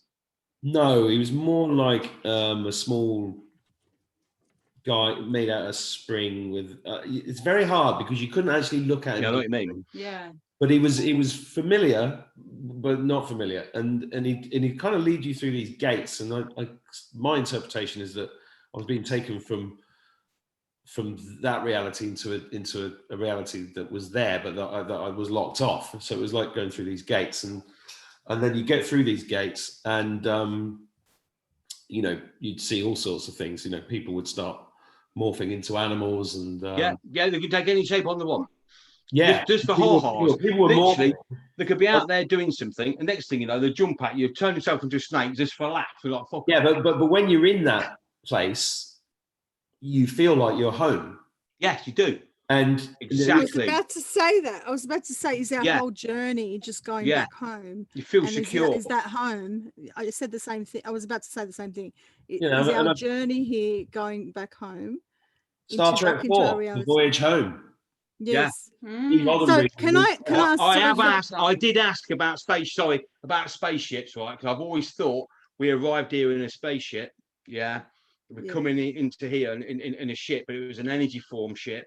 Yeah. So basically, the one that was out there and the ones you're seeing out of your house. Yeah. But basically, what they are is with the rainbows inside them. They're the ships we all arrived in. But it's the same one as what's here, because we're having this conversation now, but we're all in the same place. Right. On a split in the parallels. Well, that's why I saw that thing. Yeah. When the time glitch happened, I was going to say, that's the thing. That's what I saw. I was about to say your names again. That when that time glitch happened to me, I saw out of the corner of my eyes someone standing there in my room, and I went like that, and I remember thinking, did I just see? Because I thought I saw Mark and his daughters. You would do, it's all and then I said, the next thought was, what's Juicy and Lucy up to? Because I thought, I felt like you collapsed our realities or something, or like our, space. I guess you'd be collapsing space, because it would be where Mark put everything together as one. 12,000 miles away, and I am 12,000 miles away. And that was around the time I was feeling weird, like I was feeling a bit spacey, like I'm not in this reality, I'm somewhere else. I'm existing, I'm kind of floating in this reality. This is not a real reality. And that's when I saw that out of the corner of my eye, and I went, did I just see another world kind of meld in with mine? Yeah. So that's really, Okay, so now this is what I want to ask you. This might be able to sum up what's going on. All right. So we created these boxes, right, as a thing to journey into, I guess, and explore ourselves in multiple dimensions and multiple facets and all these different little possibilities of ourselves. So we split ourselves up and we did all that, right? And essentially our journey from each box is us coming. So we went to and from, we're coming back. So we're going back into all the boxes and we're becoming more solid. It was less solid going in. Pretend solid. Just you thought it was illusion. But it's really just an illusion. And then as we're coming back out and we're ascending back into this where we are now, this is more real, and the 3D is starting to become less real. And this is why all of us are saying essentially, well, I know I say it this way, this is the way I communicate it, is you've got to stop believing the 3D reality and you've got to get into the heart source, your core of who you really are. Yeah, because we have to drop the illusion, because the illusion of the mainstream media, the 3D illusion is maintained, or that reality, that fake solid, you said, is maintained by a machine that is telling you a story to maintain that reality. And if you engage with that story, it'll maintain. But the more people come out of that, then they're realizing the solid, and that's why we're seeing our friends disappear. That's why we're seeing, because we're realizing who we really are, and we're becoming more back into our original selves, which is the core. Correct? You went flash then, and when things go flash like that, that is usually when a parallel drops. See if you feel different now. I'm magic. Yeah, that's what happened. We know when we're going in, because all of a sudden the screen changes. So see if you feel different now to what you just said, because I've seen the screen drop. Yeah. Yeah, I feel like I feel really tall. Yeah, because I feel like that's Wonder exactly Woman. What happens when a parallel drops. I see it the screen flickers. The screen flickers in a certain way, and I go, oh, we're off. You know what I mean? And I thought, to see if you feel different from now on. Yeah. I do. I feel invincible right now. As I said and that realization dropped. Yeah. I went, and the screen went. Boop, I am Wonder Woman. I was like, I am Wonder Woman. Well, this is why I said on the last podcast, you don't have to die. This is the afterlife. So we're having this conversation. So we don't need to be scared. So stop being scared of fucking vaccines and stop asking me about them. We invented the word vaccine. Just stop it. I'm just so over it. We invented that quadrant. We invented all of that. We invented everything that's in it, every symbol that's there. Yeah. So at the end of the day, all we're doing is just running it to the fucking end. But believe me, they got dropped off last week. So Who got dropped off? That's probably now why you're only meeting. Okay, people. use your hang on, I lost my stuff. That is a good test though. Now, if you're only meeting like-minded people. Yes, it is. Yeah, it's hard to meet anybody otherwise for me. Yeah, because we dropped all the old stuff off. And when we used to hear about people about putting copies, there's just a good copy. I thought, we've been involved with loads of copies of different units. Well, we all have doing different copies and putting copies in, like around it was just a copy and blah blah, and drop that one, blah blah. And it's like she used to actually shit herself. We're right, we're going to do this, and then we're going to drop that parallel off, and she'd be like, "Oh my god, this is going to hurt. This is going to hurt." I'm like, it ain't going to fucking hurt. But I was waiting for the ceiling to collapse on us and everything. but we have dropped parallels off before, where the energies have literally braced the ceilings, the walls, the this, the that, and blah, blah. I'm like, fucking hell, this is really serious. And literally, they've actually boom, boom, boom, boom, and braced the whole room we're in to take something off around us. And it's like, wow. Yeah. It's like... You can actually see them feeding energy into the walls to brace the walls off. Yeah. To literally cut us off from the outside. The outside world. Wow. So you're basically, I get it. It's like we see the pictures or whatever, but like you're here with us. We're all in the same. We're all in this fucking room or box. It feels more real. That last time we recorded. Yeah. Because And by the way, Mark, we've been recording for 2 hours and 45 minutes. Yeah, no, I'm wrapping this up. But we recorded and then we stopped and then we just kept talking for hours, and it was like this. That was the real world, wasn't it? It felt real, It was, and we wasn't were it? like, and we just felt like we were in each other's lounge rooms and talking away. And It's like the connection we've got to you from the other side of the world is perfect. Yeah, it Didn't used to be. That's right. No. When we think how far apparently we are apart from each other, it's absolutely perfect. Mm. But Well, I think this time, just this time, yeah. So what we did was We've got to get serious now, we Mark. built the new one inside the TV. You knew what inside the TV? We put a copy of the new universes and everything. Oh, awesome! Inside our TV, there's a double parallel inside it. That's why I don't watch TV. No. Well, we do because we have to, because obviously we get people put on the screen. We have to fuck up. So look at me like you. We have a head this big. I love it. Like that.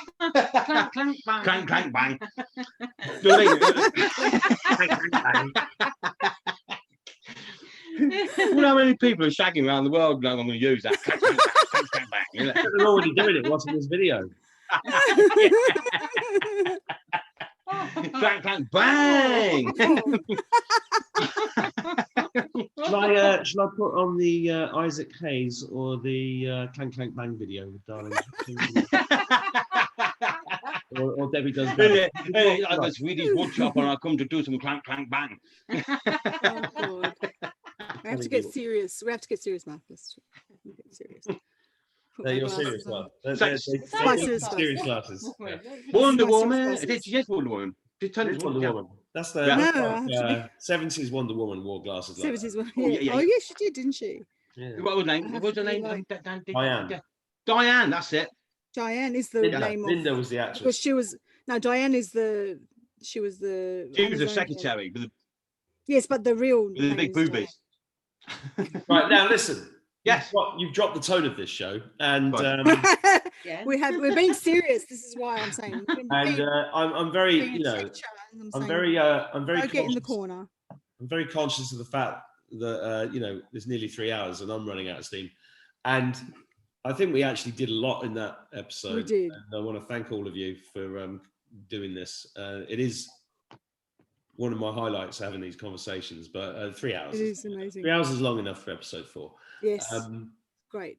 We need to timestamp it. We need to timestamp it, but we don't know what the fuck we were talking about. What's his time? If anybody wants to volunteer, to go through all this and do a timestamp, you're very welcome, because I'm not doing it. But you know what? We came up with some real doozies, didn't we? We had some really amazing things. I must say this. Okay. When I started everything triggered and I started doing this and blah blah blah. Even used to say to me, "Why didn't you tell me that last week?" Because I didn't fucking know last week. Somebody that we knew actually thought that I went to work away, and wrote everything down like a script. And then we all learnt our lines. We all learnt our lines, and then at the weekend, every weekend, off we went, and I'll just literally do it perfectly like an actor. She actually thought that's what happened. I was like, "Are you off your tits?" Who said that to you? Somebody that we knew. What about one of these videos? She honestly thought we wrote scripts out in the week. What about one of these videos? Yeah, well, not my videos. When obviously this all activated for me to go boom, and all this stuff used to come to me, how things work, this and everything else. Right, this is how this works, and literally I'd spend 90 hours explaining it and working it out non-stop. She actually thought that I actually scripted all of that for the weekend just to entertain people. Yeah, but she was on drugs, obviously. So. Okay, no, she's fucking not enough. Anyway, look, that's enough. The ship has crashed into the rocks. Somebody's going to stop this. It's just going to keep going. So look, it's going to keep going. The permutator. That's enough. That's enough now. Oh, look. That's not naughty enough. I mean, that's not naughty. That's not. Look. I'm going to be like, no. I'm going to be. Comes out. No, take those glasses off, please, and let's just get on. We'll talk I'm again. trying to be a teacher here. Say goodbye. Say goodbye to everybody. Goodbye. We'll see you Bye. soon. Bye. Thanks for Thank having you us. very Thanks for having much us. for Bye. Stop watching. being naughty. We'll see you in episode 5. Bye bye.